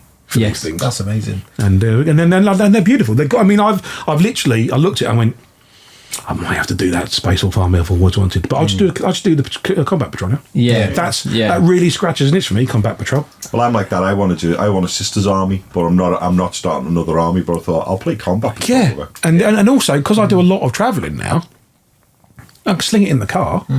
If I'm staying overnight somewhere, I'm going, is there a local games club? Is there a local GW that may do gaming? Because some of them do still. And you can just rock up with a Combat Patrol. I've got a Combat Patrol. So I go, great. No list mucking around with, no fanning around. We can let's have a game. And I think, and it just scratches that itch. It's like, do I want to do 2,000 points for Spaceballs? No. Do I want to paint 23 figures? Yes. Yeah. And especially because one of them's the Invictus Warsuit as well. Yeah. Oh yeah.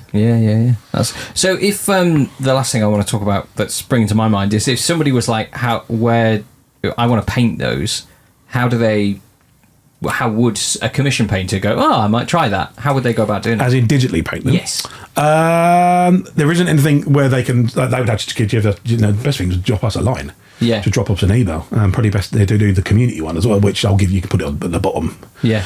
Or give them straight to my email. It's fine. It's probably the best thing because it is such This really is an emerging product. Yeah. So we haven't dotted the I's and crossed all the T's. But if there's commissioned people out there who can digitally do their stuff, get in touch because we'll put you in touch with people. Yeah. Because again, that's going right back to the first thing we spoke about. That's pretty much our role, is putting people in touch with people. Yeah. It's a pity Nebo, who one of the CEOs, couldn't be here today. He's not well, but he was going to bring a 3D scanner because I wanted to scan all your heads. Oh. And then we could have I could have got someone to clean them all up, and we could have done the private peach pack. Well, I think potentially we might be down in London later October because there's a fantasy exhibit at the British Library that we've been invited to. Oh yes, So you have to give me the dates. I can't give you something to pencil in your calendar, but next year we're doing our own convention as well, and that'll be in London. That'll be the Business Design Centre in Islington. Yeah, because we are opposite. I mean, literally, you walk across the road, it's there. Yeah, amazing. We're right next to it. So we want to do a kind of like the Warhammer Festival type thing. So they'll do different pockets. There'll be gaming over there, painting over there, and vending, trading over there, and X, Y, and Z and stuff like that. So there's an open invitation. Thank you. Come down. Yeah. We've got Dave from Mini War Games going to be our MC for the day. Nice. So, and then in the evening there will be like a. That guy must forget what Canada looks like now. He's never there. You know what? Sometimes he'll send me a message, and I'm like, I'll be like 7 o'clock in the morning. I'm like, Dave, it's 2 o'clock in the morning where you are. And he's like, yep. I'm like, Dave, go to bed. Yeah. Please go to bed. Sleep. Yeah, he's just like, I think he had Brent from Goobertown with him, and he was just like, I was messaging him, and it was like 9 o'clock in the morning. I'm Dave, it's 4 o'clock in the morning in Canada. He's like, yeah, Brent from Goobertown's over, and I'm not sleeping because he's only here for a couple of days. Yeah. Oh, they did the game, didn't they? Of course Yeah, they did, that was the one-page rules game. Yeah. Has that been released yet? Yeah, it's on. The game's out. Yeah, I saw the trailer for it. But Yeah, the game's out. the game. And we're so on Essenspiel, we're Titan Forge, us, and one-page rules. We're in like a line in Hall 1. Hall 1. That's as far as my German goes. Yeah, I remember. And Eschen. Sprechen Sie England. I know Geburtstag is birthday. Okay. And then I went to a wedding recently, and the bride was German. And I'll see if I kept searching for it. But yeah, there was like many congratulations in German, and it was great. And it was probably congratulations, because that's German's very similar. Yeah, it wasn't. But then, like, it was my birthday a few days ago, and somebody messaged me, and they said, like, many congratulations on your birthday, and I understood all the words. Oh, because you've heard it about 20 times. Now I've forgotten them. But I know what Geburtstag is. So there we go. Well, most of my German comes from World War II films. Yeah. Or Commando Comics used to get a lot of Battle Action Force. Yeah. Nice to read that. So that's tension and quickly. Yeah. Schnell. Yeah. Loose. Yeah. Raus. Yeah, exactly. And Mein Gott, of course. Mein Gott. And Sacre Bleu for the French. I think it was like the Adventures of Harry Smith, which was like a real version of Sharp. He was in like. You know America. what? We've got how long? I know. We got what, an hour and. Gotta get in. How long have we got? We've been recording for an hour and a half. Hour and a half. Yeah, that's and I thought, that's a while for. You know what? We haven't got there yet, because I even mentioned Private Peach as well, and I'm thinking that's going to be something. He swerved it. You know what? I was being good. I'll hold out. It's just like one of those things you just got to say it at some point. But yeah, so I used to have it was like Victor Book for Boys as well, which like, I remember Commando.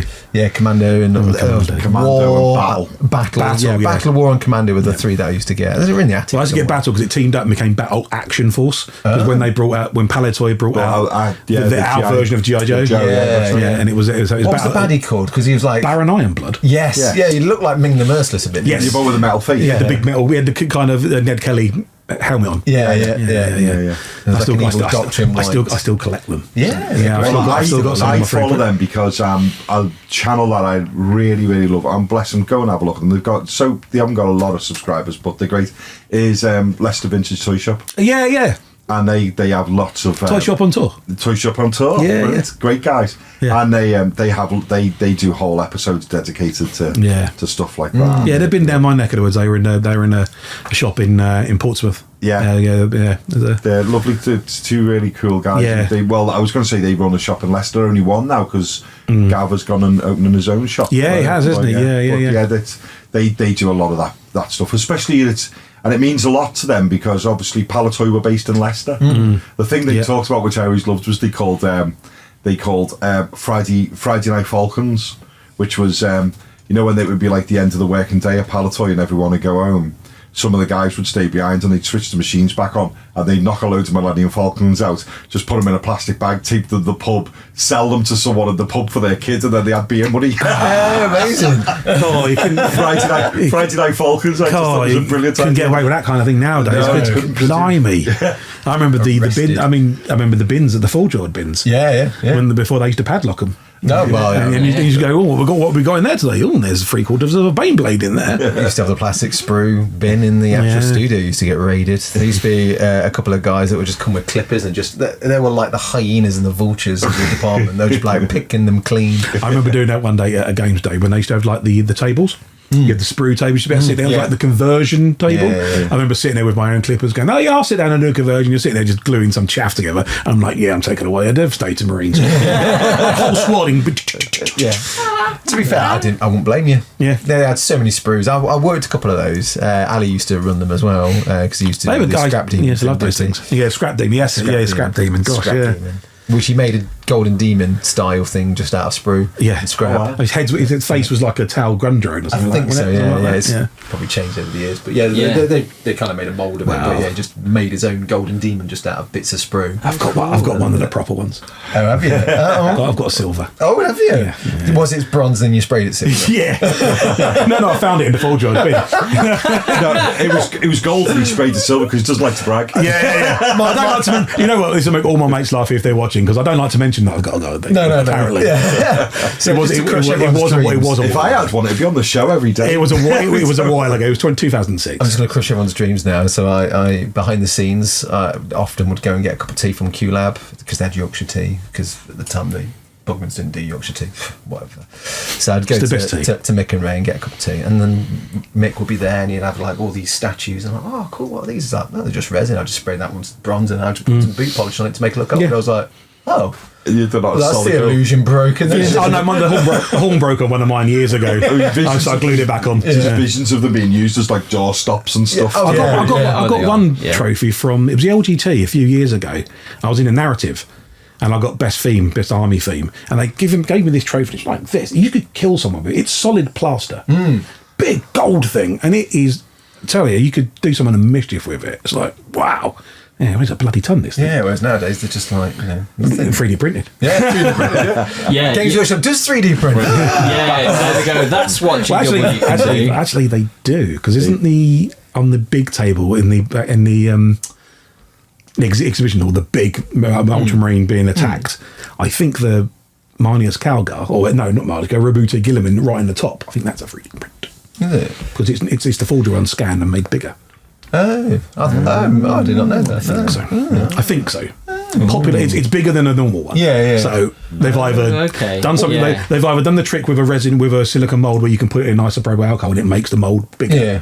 And done it that way, which I doubt they do have 3D printers because that's how the resin start life, don't they? So I think that's a 3D print. Well, some of the ones that but it's a piece of scenery, so that's fine. Some of the early miniatures though as well, don't you? People are now starting to spot them, like when they they show a preview of a miniature coming out. Sometimes people will go, if you look really close, you can see the striations, the 3D line, and then it will. That's because you have the. Because it's so far in it's advance, grown. isn't it? I always remember it's called grow. They grow the master, which is like a red glass, and they have like the CAD file, and then the CAD file is like literally printed out in this like red glass, and then Mark would go down and make molds of all these things, and all the heavy metal painters, because that's how Titans and not Titans, the Knights we had, obviously because it's the way the resin was made. You'd have all these grow lines on it, and I remember we were filing and buffing them down and trying to get rid of them, and then we sprayed them black, and then they'd just be there like as if like a thumbprint was on it. And the old studio manager was like, "Can you get rid of those?" I was like, "We've literally been spending 4 days filing these down. No, we can't get rid of it. It's just a process. You just have to cope with it." So it had to be like some of it got rid of digitally, try and smooth it out. So, but it's prototype. I mean, that's where 3D printing. That's where it started its life. It was prototyping. I mean, that's what we said. I mean, the F1 teams have had 3D printing for years. Well, this was talked about on the last episode where the chap from Feminist Games said, and he said it's literally a prototyping machine. And was he saying that they've been around since, what did he say the first one he worked on was the late 80s? The late 80s, I mean, I say the size of a factory. I mean, I say the F1 team's been using for years, because they go, right, we need to make that gear cog 0.0001 of a micron smaller. Okay, we'll run the thing around for 10 laps and see how it gets on. Great. When they were talking about like, do you remember you put a DVD in, and it would be like that music would kick up, and it was like, would you steal a car? Oh yeah, and the music would be like ding ding ding, and all that kind of stuff. And it's like, would you steal someone's purse and this, that, and the other? And when it's like, just get me the plans for that Rover car. Bloop, I'll 3D print it. Yes, I've stolen it. It's like, I can steal a car now. I mean, I worked at a Kickstarter years ago when I had my shop, and we were using the 3D printer, and that 3D printer cost £80,000. Wow. And that was only 10 years ago. So you think now you pick up a cheap one for like 120 quid on Amazon. It's going to be ridiculous at that. It's just so the accessibility is there. It's now the knowledge that people know. That's the thing they need to know. You know about all the settings and the temperatures and the resins and the layer lines and the exposure time. It's working all that out. And once you've got it, I mean, like our guys downstairs, they just go done. Because they've been doing it. They do it all day, every day. Well, they've been doing it for years. Next big leap, won't it? The leap will be the literally pressing the button and walking away. That'll be. I mean, it's like the CO cast machines. They're similar in way. Obviously, they're not. You're still using molding technology, but each mold has got is once they work out the settings. Boom! They save it. And then they go, right. It's mold 8A4. Yes. Again, I used to work for them. So everywhere. I've been everywhere. Mate. I'm like a bad smell. But your technology just become it's like we bought a few months ago. We bought a Ninja Foodie oven. Which just sits on our worktop. I can't remember last time I used the oven now because you just go tap tap tap. Do you want a grill? Do you want to go? How long that? Put it in. And you can actually, instead of coming out and going, are the chips done, or are this done? You go and sit down, and then it beeps, and you just come out, and you go, there we go, done. I literally did roast potatoes in the air fryer yesterday. And you just go, beat. It wasn't like an hour and a half, and with boiling hot fat. You just like put them in, give them a quick spray, 20 minutes, walk away. And it'll tell you when it's done. You won't sit there and burn your house down. Exactly. And the hot fat and cats getting underneath. You're like, and you're thinking that's what 3D printers will become. It's that probably the next big leap will not be its speed or its accuracy. Probably the next big leap will be its user interface. I still think there is. I still think plastic kits. I mean, I'm not an eco warrior. There's the ecology part of plastic kits. You can still petroleum-based products. So there is that kind of issue with plastic. I mean, I think even Lego are looking at plant-based Lego bricks. Well, at the moment, that's funny, isn't it? You can get plant-based trees, can't you, for Lego? That's the first thing. That's the first thing they did. They did them a couple of years ago. They did a little pack, and it was a pack of trees and flowers, and they were made from plant-based resins, which was quite clever. Interesting. So there's that. I think that's the only thing. I think that's the only thing that will only speed bump in plastic production. I think it's the only speed bump is the ecological factor of it. And I'm not saying that from a eco-warrior standpoint. I know, but it's just more of a future consideration. Yeah. And not being funny, this stuff isn't the most ecologically friendly stuff on the planet. Don't get me wrong, it's resin, it's chemicals, it's nasty stuff. Yeah. You know, it's nasty stuff if you don't... It's just how you develop and move on, isn't it? Exactly. So, but I don't think plastic model kit... I keep looking because you've got millions of them. Yes. It's like my shed. I don't see them going anywhere anytime soon because, you know, it's a different process. It's a bit like with metal miniatures. Painting a metal miniature and cleaning up a metal miniature is different to painting and cleaning a resin miniature. Yeah. It's different to cleaning and painting a plastic miniature. All Or very different. one you've sculpted yourself out of green stuff. You know, they're completely different mediums. Yeah. It's like canvas. It's like oil paint, watercolor, Gouache. gouache. Yeah. Just use that. Charcoal. You know, it's artists choosing for what they want, and all we're doing is bringing another medium to the table. Yeah. No. Very, very interesting. We have some Patreon questions. Oh, okay. And you've seen the show. I always preface this by saying our patrons, like us, are a little bit silly, and some of the questions reflect that. That's fine. And some of them are deadly serious. But some Not like aren't. us. yeah, unlike myself. Yeah. This one is the former. This is more of a silly one. If you had 9 hours to print whatever you like, and after those 9 hours, 8 feral chickens are released into your house, and you can only use the STL printed stuff to survive combat, what are you printing? Asking for a friend. I'm about to prank. So am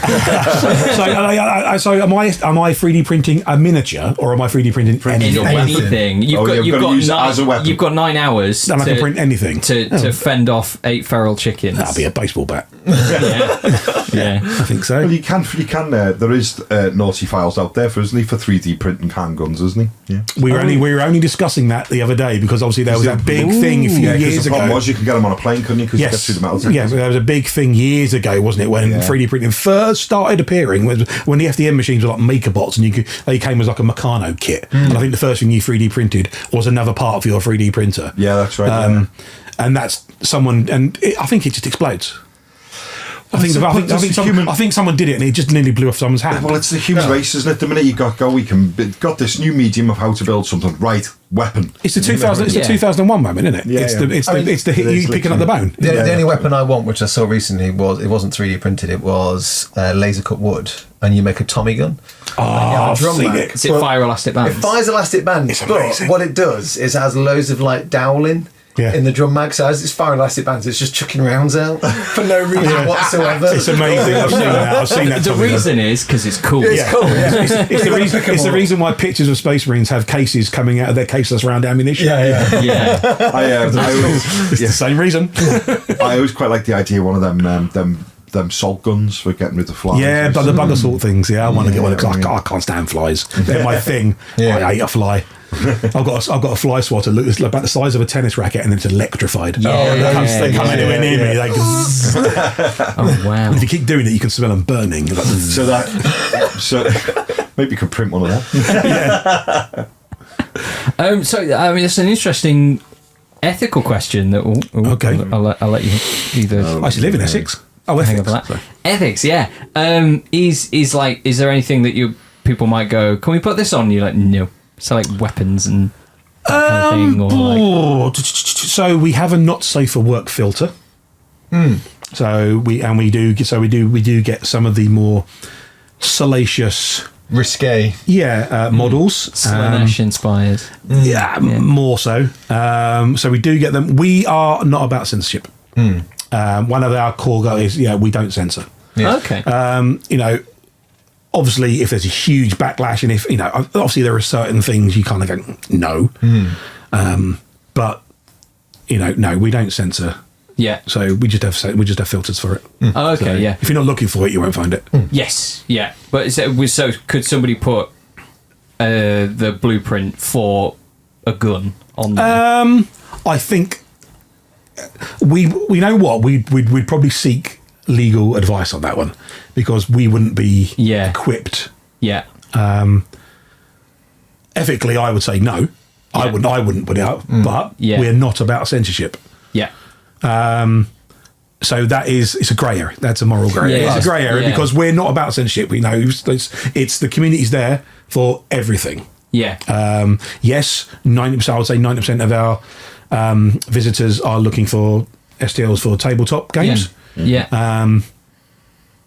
I suppose it depends on the laws and the again, if there's a law of like handgun laws, then no, probably not. Yeah.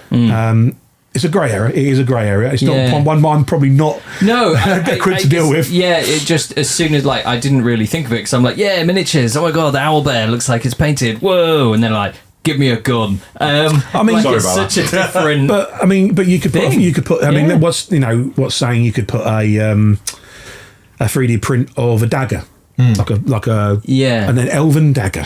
Yeah, lovely. And the intention is you print it off, paint it, and put it on your wall. Or LARP with it, or whatever. Or LARP with it. Yeah, LARP with it. You're not really going to hurt someone with a 3D printed dagger, are you? Because it's just going to snap. Well, you could hurt them once. And then it would snap. Yeah, I guess. I mean, I'm not sure how much damage it's going to do. But no, yeah, sure. But you could. You could. Yeah. I mean, but you could hurt anyone with. I could hurt someone with that. Yeah, shoving their throat, shoving their eye.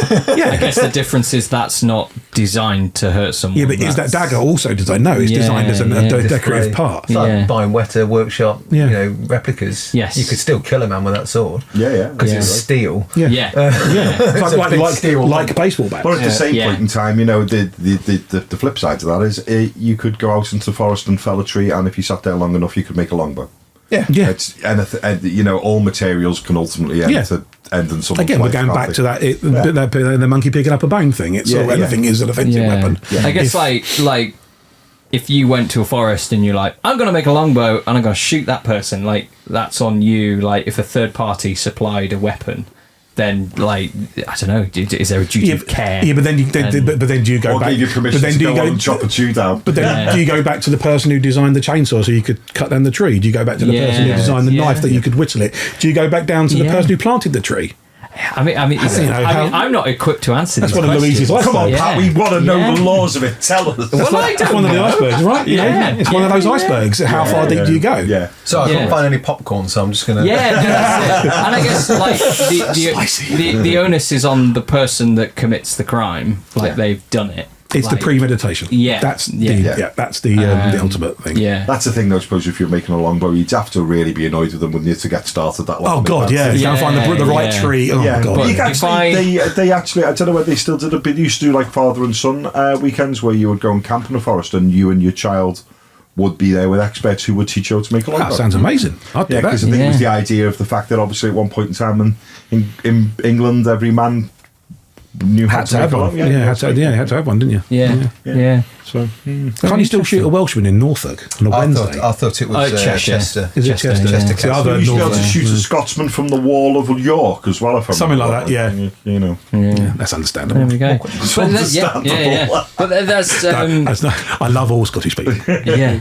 My cousin's Scottish. I find it fascinating. Like I don't know like exactly where like my opinion is on anything with regards to that, but it's an interesting topic. People do masks and helmets. Yeah, we do that. So if you pretty want to mask off and go and rob a bank. Yeah. I'll be like, that's the most stylish bank robber I've ever seen. Goes in as the Mandalorian. Yeah. This is the way. Yeah. Be like, and you can buy this mask. Sponsored by. You can give me the money warm, or you can give me the money cold. I love it. Wonderful. So baseball bat for chickens. I think so. That was the outcome.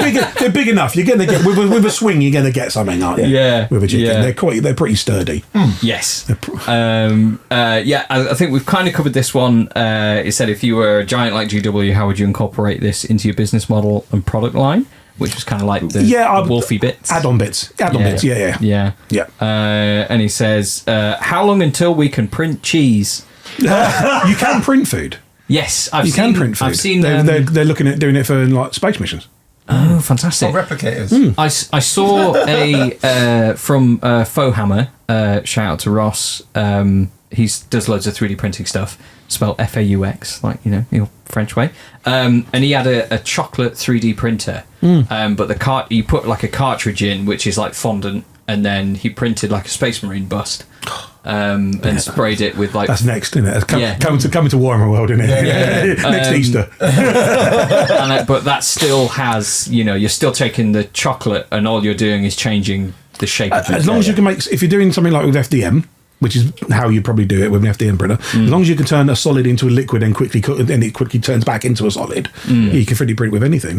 Yeah. I mean, there's those places that you can do houses. They do it with concrete and they go along. Yeah, I've seen those. Yeah, And then they just set, and then they put a roof on and wire it, and you've got a 3D printed house. yeah. That's. Have you seen the mental. boat? There's a video out there. It's like they've 3D printed an entire boat hole. That's pretty cool. Oh, Yeah, that's pretty wow. cool. Yeah, that's pretty. Because obviously you've got different materials as well. It's not just the plastic. You can do polypropylene and also rubber and stuff. The shoes. Alex, one of the CEOs, has got 3D printed shoes. Yeah, Wow. yeah. Cool. They're like super Crocs. Super Crocs. Yeah, they're like 3D printed. They're rubbery thing. They're really comfy, really comfortable. That's really cool. Lucas says, asking as someone with a chemical industry background, and I guess your background isn't in the Isn't in chemical that, so this would be industry, interesting, yeah. So with any of these, you can just be like, I don't know, and that's totally fine. What's your views on amateur printing safety and workflows, especially with cheap resin printers now available to a lot of people? Are people understanding the health risks, putting themselves or roommates, kids, pets at risk? Or is it not a big deal? Should resin printing just be a thing for professionals? I think I think the people who use 3D printers, like on YouTube, they're always saying well ventilated room. Yes. Wear gloves. Wear goggles. Yeah. This is nasty stuff. I think the industry itself is self-regulating over that. I mean, when I had my 3D printer, it was in the kitchen. Probably not the best place to put it. Yeah. But I could open up the patio door, so it was nicely ventilated. Now it's in the shed. But I think it's like of all things, isn't it? It's self-regulating. I mean, how many people spray in a well ventilated room? I would say not many. I'm sure people have gone, he's chucking it down at there. Yeah. Yeah. I'm not going to crack out my airbrush. Yeah. I'm not going to do it by hand. Just quick. Just hold your breath. Open up the window. Done. It's the same with Forge Your kits. How many people put masks on I've never- file down a resin kit? Yeah. I've never washed it with a Forge Do you put mask on when you file down your resin kit? I thought about it. I read an article. So no. Yeah, no. I read an article that was like you should do all of the filing underwater, like in like a Just go to a swimming pool. Yes. Yeah. In those weird little trays you have to walk through. The Andy Corn stuff. in the where it- sink. Yeah. I mean, I've never washed. Everyone goes, wash your kits with hot soapy water. I've never washed a kit in my life ever. I did with the last thing we did, which was a Leviathan Dreadnought, before they made them in bloody plastic. I mean, if I got a and it was Titan, I'd probably only leave it. because I just thought, what am I meant to be doing? And I did. Yeah, I mean, if I bought a Titan, I'd probably give it a quick once over in the bath. But Yeah. All I don't the think, resins we did at workshop for the box packaging, we didn't, because the only reason why you had to wash it was early Forge World, the release agent we used on the molds was really greasy, whereas now they had like a spray that evaporated, so there's no grease. Because I've got to be honest, I did that Leviathan, I couldn't feel anything on it. Yeah, there's nothing. And when people say there is, there's not, because I used to work with the people in the mould room and they're like, no, it's fine. It doesn't, there is no release. The release agents are different. Yeah. Substance. Like Warlord use cornstarch. cornstarch. Use cornstarch in their little sock. Yes. Oh, yeah. Yeah. Yeah. So In it used the to metal be- casting Pete. Yeah. Yeah. It used to be talcum powder, We and like then him. We like Pete. He's a good lad. Yeah, he's a good lad. I used to get on really is well this with a New Pete. Zealand chap? Yes. Yeah. The bloke who's in charge of the metal casting. Yes. I used to go Yeah. really, really well Yeah. with Pete. Yeah, he's Yeah. a good lad. Yeah. Yeah. He's funny. Yeah, he's funny. He is funny. I do like him. He is funny. We did when I worked for them, we did like a week seminar thing for all the trade account managers, and we had a go at metal casting. It was great. And I cast up a little Robin Hood. It was cool. Oh yeah. I saw they had some on the side there. I got Little John I did. Yeah, he was like, "What do you want, Little John, Robin Hood, or there was another one? I forgot can't what remember." it was then. Yeah. Another cheese-related one, because there's always a cheese question. Isn't it? What would you 3D print out of cheese, and what cheese would you use? Oh, cool. That's almost like the what's your favourite cheese question, but in a 3D printing kind of way. Yeah. So the thing is you could, if you made like a really, really powerful 40k army, Eldar army. and people go to the army's a bit cheesy. Yeah, it is, I'd 3D print an Eldar army out of cheese. And it have to be the strongest cheese I could find. Yeah. Anything that gives you the sweats here. Oh yeah. Any cheese that gives you sweaty bits here is good. All right, so it'd be an Eldar army with 3 fire prisms. I'd print Truly cheesy army. Yeah. a great unclean one out of camembert. and then it would just and then put it in a warm room. Oh, and it just slowly melt. Oh. Not even Stilton. You're not even going down the Stilton route for the. I feel like Camembert's like more pungent. Yeah, sure. Yeah. I remember years ago, Gale Force purely for 9. smell. Gale Force 9 used to do a lot of laser cut gubbins for games, and I've still got myself. I've had it years. It was called the cheese and wine set. I remember that. And it was literally little laser cut cheese and a little bottle of wine. So when you give people, whenever they mention your army, you just give them a slice of cheese. Yeah. And then when they start going on about it, you give them a bottle of wine. Yeah, I remember that because Still got it. I was playing Confrontation at the time. Gale Force 9 were making the markers, the That's counters right. and the markers Yeah. for it. Yeah. And because obviously we're always on buying more, I remember seeing the cheese and wine the cheese set and wine coming set. out. And that so a few years ago I was talking to John Kovaleski, who used to own Gale Force 9. He's now Monster Fight Club. And I was talking to him about the cheese and wine set, and I've still got it. And he said, I think it nearly caught on fire, or it did catch on fire. The laser cutter nearly or did catch on fire because they cut the little holes out the cheese and they would drop down into and became a trap and then heat up. Oh no. Yeah, because it was like tiny little 2mm little circles, then they should drop in. So and what's then Camembert? yeah. Do we need to edit that out, by the way? Because he talked about Monster Fight Club. I thought that was one of the rules you're not allowed to talk about. Hey! Oh, Sorry, I wonder where you're going with that. It's like, what? We need to edit that out. Is that's the second rule of Monster Fight Club.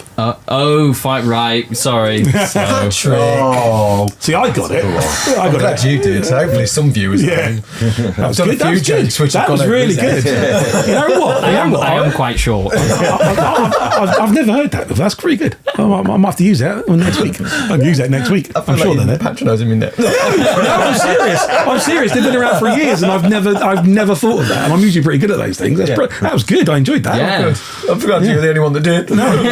Oh, I'm sure there's people. If you enjoyed it, put a comment in below. No, like, get Peachy off now. Yeah, I suitably groaned when you said it. No, it was good. I enjoyed that. That's That was what really you want, good. though. There's like Christmas cracker jokes. Yeah, I want Trouble is, to I've done it now on your channel, so I can never use it. That's the problem. Oh, sorry. No, you can. You can. It's yours. Yeah, I'm sure there's not many people watching news. A middle-aged man talk about 3D printing. Yeah, that's it. We're nearly 2 hours in. So, Oh my gosh. Yeah. Wow. A few questions, and then I think we will be done. What drawbacks to 3D printing do you think still need to be addressed? I don't think it's plug and play. It's not plug and play. All these people that you see going, I needed a bit, and I just went off and unprinted it. No, they didn't. They spent 3 or 4 hours working out the settings, doing about 7 or 8 test prints, waiting about 2 hours for it to come off, 2-3 hours to come off. Then they cleaned it, and then they cured it, and then they had to file it again. It's not plug and play. It is nowhere near plug and play. I'm not saying it's a bad thing. Yeah. If you want to do that, but it's not as plug and play as I think people are being led to believe. That's what I would have believed. You're just like, Oh yeah, you just press a Print button it out, and you get an army. That's right, isn't it? Yeah. 3D printer goes. Brrr. Yeah. Yes. No. Those are literally the memes. Yeah. 3D printer does not go. 3D printer goes. Possibly, I might do it. Yeah. What's the weather like? It was a bit damp. Nah, not today. Whenever something's expensive on one of the Facebook groups, I always goes 3D printer go bruh. No one ever goes 3D printer goes bruh. Stops. Sighs. Yeah. Goes to bed. Has another go. 3D Yeah. printer Runs next out morning. of resin halfway through. Yeah. It starts raining, so it's because then the humidity raises, so it stops printing because it doesn't like the humidity. Yeah. Oh wow. sounds like me. You have No to- one ever so- puts that in the comments. Yeah. Someone else's 3D printer goes brr, and Yeah, then you absolutely just right, buy it. yeah. Exactly. Not be funny. Yeah, exactly. We've spent years over games, isn't it? we've spent years doing this stuff. So Yeah. we have got it down to a fine art, but it's taken years to do it. Yeah. Yes, absolutely. So there's been a few questions that I think we kind of covered already. So talking about like the chapter house and the GW ethics, and kind of like the how long, like how the miniatures might wear with plastic versus resin and all that kind of thing. Do you own any printers yourself, and which one is working at the moment? I do. Yeah, I've got a first generation Elegoo Mars, and Yeah. I haven't looked at it in 6 months. Yeah. It's in my shed gathering dust. Why? This is the question I've got. Why is everything named after planets? You got the Saturn, you got the Mars. I don't know. What's that about? I don't know. Why did that come? Is it Just just a 'cause- naming convention. I love it. I think it's great. Yeah. You know, it seems There's to be a really like, low end one that's Uranus. Oh, we are on fire. I hear there's little shapes you can just shove up there and it just prints them out for you. Oh, that'd be perfect. Oh, that'd be an extruder. The 3D printed pegs, that is. Yeah. Different shape pegs. FDM, you could 3D print a peg. Yes. and it would just come off and you go beep beep beep. It still works. Oh, amazing. Yeah, you can do it. So you can FDMs. print articulation now. Yeah. So because we've just launched a new site called Trajan, not named after Mr. Valorous. Named after the marketplace in Rome, ancient Rome, one of the first marketplaces in Rome, ancient Rome, and that is for FDM consumables. So that's for unique toilet brush holders and things like that people design, and marble runs, things like that. Cool. You know, like your painting racks. And that kind of thing. So it's called Trajan. Yeah. Two ends. Lovely. Someone said, can you recommend a company that has a good range of futuristic civilian miniatures for people without a 3D printer? And then someone replied and went, Anvil Industries, and they went, cheers. I would have said Anvil. Yeah. And they're not a million miles away from where we're based either. They're just out there, East London. Well, they used to be. Don't know if they've moved. And then the last one, someone just says, how do you feel Frontiers is going? We kind of talked about that a bit. Frontiers is going really. As a product, it's doing really, really well. I mean, the benefit for Frontiers is it is, and the benefit for my manufacturer in the whole, it is 100% STLs. Whereas things like Kickstarters and stuff like that, they're everything. You can get anything from makeup brushes to kites on Kickstarter. So it's a bit like Patreon as well. Patreon is anyone in the arts. I mean, you guys have got Patreon. We do indeed. You know. We can pay me later. See, that's why we plugged it earlier on. So we don't have to pay. Yeah. That's true. Sorry, I didn't hit the microphone. But whereas Tribes are different, is it's a SDL space for SDL creators. Whereas with Patreon, if you've got a Patreon, you have to like put it into a Dropbox. You have to send people a link. There's a lot more admin if you're using Patreon. And obviously we've got our loyalty rewards as well, so a lot of our creators will do like a loyalty reward. So they go, if you've been one of my guys for 6 months, you'll get this SDL. You've been here for a year, you'll get that SDL. So there's a lot of that going on as well. So it's a lot more set up, optimized is probably the best word to use it. But Frontiers is doing really, really well. Yeah, fantastic. We are constantly looking at our products. We're constantly updating them, changing them. We listen to a lot of feedback on Discord. We have a Discord channel. We take on feedback, not as quickly as a lot of people would like, but then again, we're only a small company. And old things, we can only do certain things, and we have to prioritise them. And so be it. And again, one of my jobs is reporting that feedback back to the tech team for them to ruminate over and work on upgrades and things. And we are constantly upgrading Tribes, Frontiers. We kind of work on them in blocks. So we'll work on Tribes for like 6 months, and we'll get that up to anything, and then we'll go right. We'll do Frontier, then we'll do Pledge Manager. And we'll work on them in blocks because it seems we don't want to scattergun approach everything. We go right. We are working on Tribes for the next quarter. So people can go, okay, cool. Next quarter, working on Tribes. Cool. I'll see some differences because the tech changes and things change. But it seems to be people. Like I say, that Primal Hounds one, he was on about $55,000 on Friday. Oh, wow, that's really good. Is it? And we did, and Titan Forge. They did a dual product launch called Grid Wars, and they did it on Kickstarter and they did it on Frontiers, and the Frontiers made 3 times as much as it did on Kickstarter. I've been looking at that stuff because that's on your page as well. That's really interesting. Cool models, some cool, very cool models. I can't remember the name. It's Snuffles. He's like a raccoon, but he's in like a little walking frame with like 4 assault cannons. Who are the Chibi? I kept seeing. That's Chibi Forge. Yeah, Chibi. Oh, it's Chibi Forge. Chibi Forge. Yeah. So they've got they've got Sci-Fi Forge, they've got Fantasy Forge, and they've got Chibi Forge. Yeah. They're good lads. Good lads. Titan Forge guys. Yeah, we got on really well with them. Fantastic. You kindly said you got a code for our. Yes. So I've organised a code for 20% off on Only Games. Fantastic. So I'm sure you'll put that in the places where it needs to be. Yes, I'll get you a code for that as well. And I was going to say, I think I mentioned earlier, I was going to try and bring you some minis down, but obviously they've all been put in boxes and sent off. And the fact is, I put them all in boxes and sent off, so I knew that. And I was like, where's all the miniatures gone? They're on an aeroplane to Germany. But what I have got, so at the moment we are running painting competition in conjunction with Laser Squire and Mini Wargaming. So Dave did his Ravage Star last February. Well, that's starting to fulfil now. So people are starting to get I got my email. Yeah. I was at Mini Wargaming those 8 days.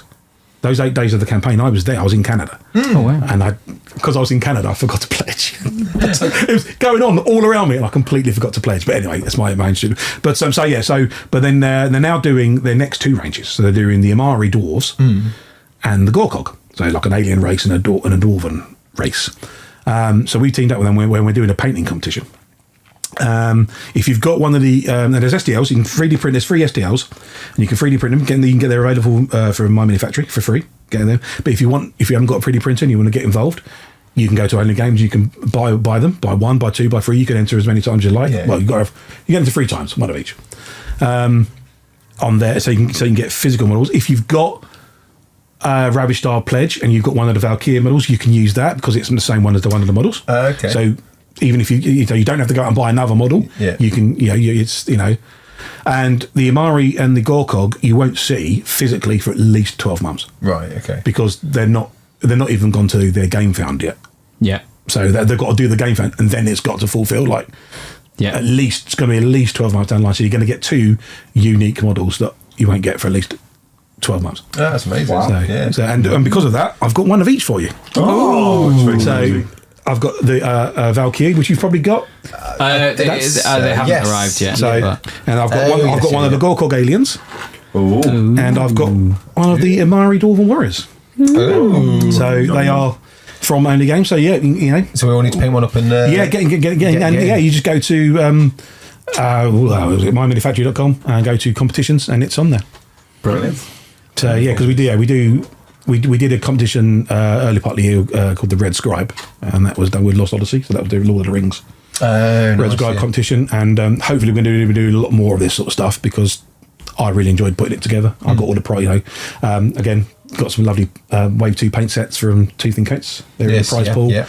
We've got some Artis Opus brushes. I contacted Artis Opus, and good Byron. that's what happens when you spend 3 days next to them at Nova. Of course, you get talking to them, and then you go, can I have some paint? So there's some of the dry brush packs, the 5 ones. Yeah. So I've got some of those, and there's codes for Only Games and My Mini Factory for subscriptions and money, not money off, but vouchers. Yeah. And then the top prize is a 3D printer, resin 3D printer from Apex. Not a planet. That's very There's tiny.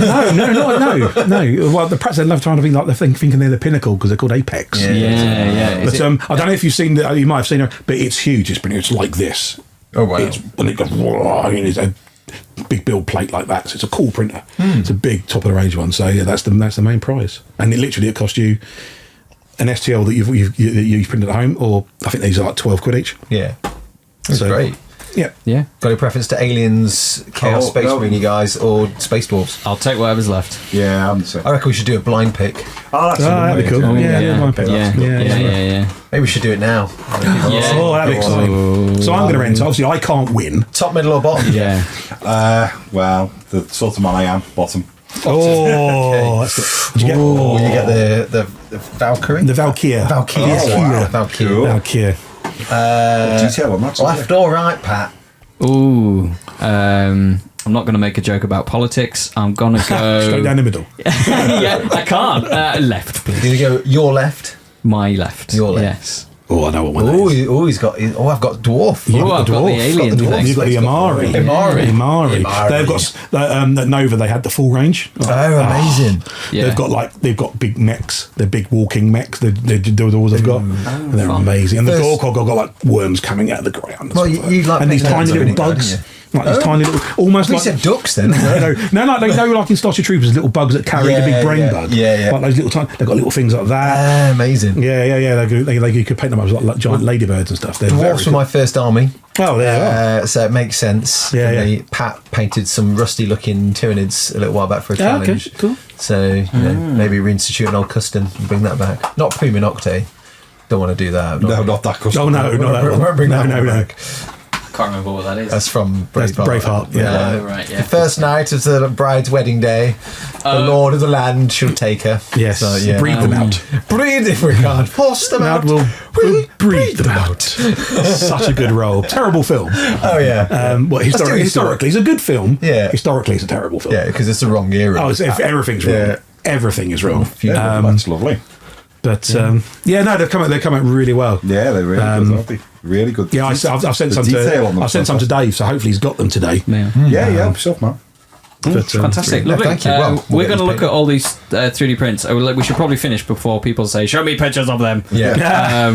No. And I can't remember how long we were recording now. Well, it's right near Long the end. enough. But thank you so much for coming. No, it's been my absolute pleasure. I've Thank you, thoroughly Harris. enjoyed myself. No, thank you. Thanks for Really making the enjoyed- journey. Right, Really good chin appreciate it. waggle. Yeah, no, it's been brilliant. It's Yeah. been, well, this is the community, right? Yeah. You Yeah. get three blokes or four blokes who've never met each other, Yeah. and we can talk for hours. Yeah. And probably can continue. It's only that your cameras are probably overheating. Because I certainly am. Get another two. Yeah, it eat is some very biscuits. warm. Yeah, Yeah. but that's what I love about that. You know, that's the reason I got given the role, because this is what I love about the community. Yeah, the fact that yeah, you yeah. can walk into any. I could walk in and go, "Whoa, Hammer World now."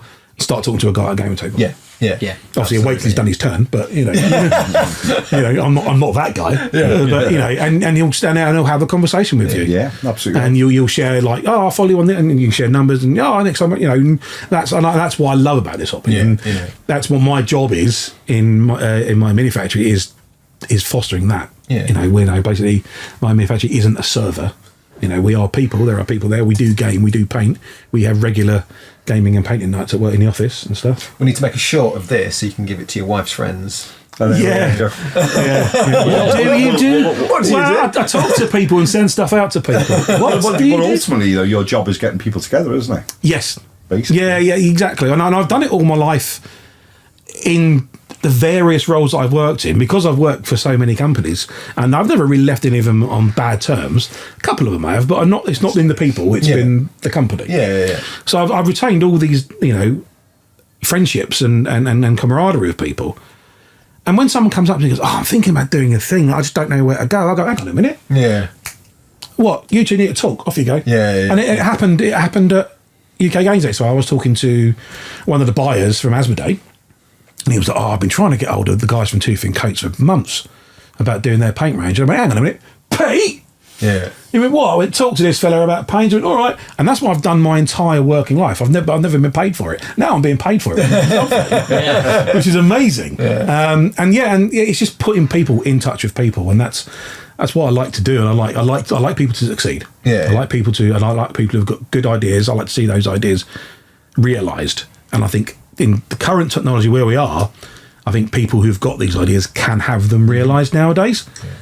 Exactly right. I mean, it's just the world is your oyster, and it just takes a little push, and a little, and you know, there's some people. I mean, ultimately, our aim is to be able to provide a game, like a box set, so board, counters, inserts, cards, rule book, box, done, out the door. Yeah. So you don't have to go to China, and you don't need 5,000 copies. Yeah. Yeah. No, it makes a lot of sense. That's great. Because my one of the goals, like long-term goals, is like we do a game.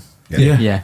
It's amazing. You talk to people, you can see the cogs. Yeah. You can talk to people about this, and you're talking to them about what you can do, and you can literally see people. They're not zoning out. They're just, the brain is going, "Hang on a minute. Yeah, I had that idea like 10 years ago. Or you said you've got a little rule set." Yeah. And it's like, I do think we need to do a game for the painting phase called Sidetracked, where you have a straight line. Yeah.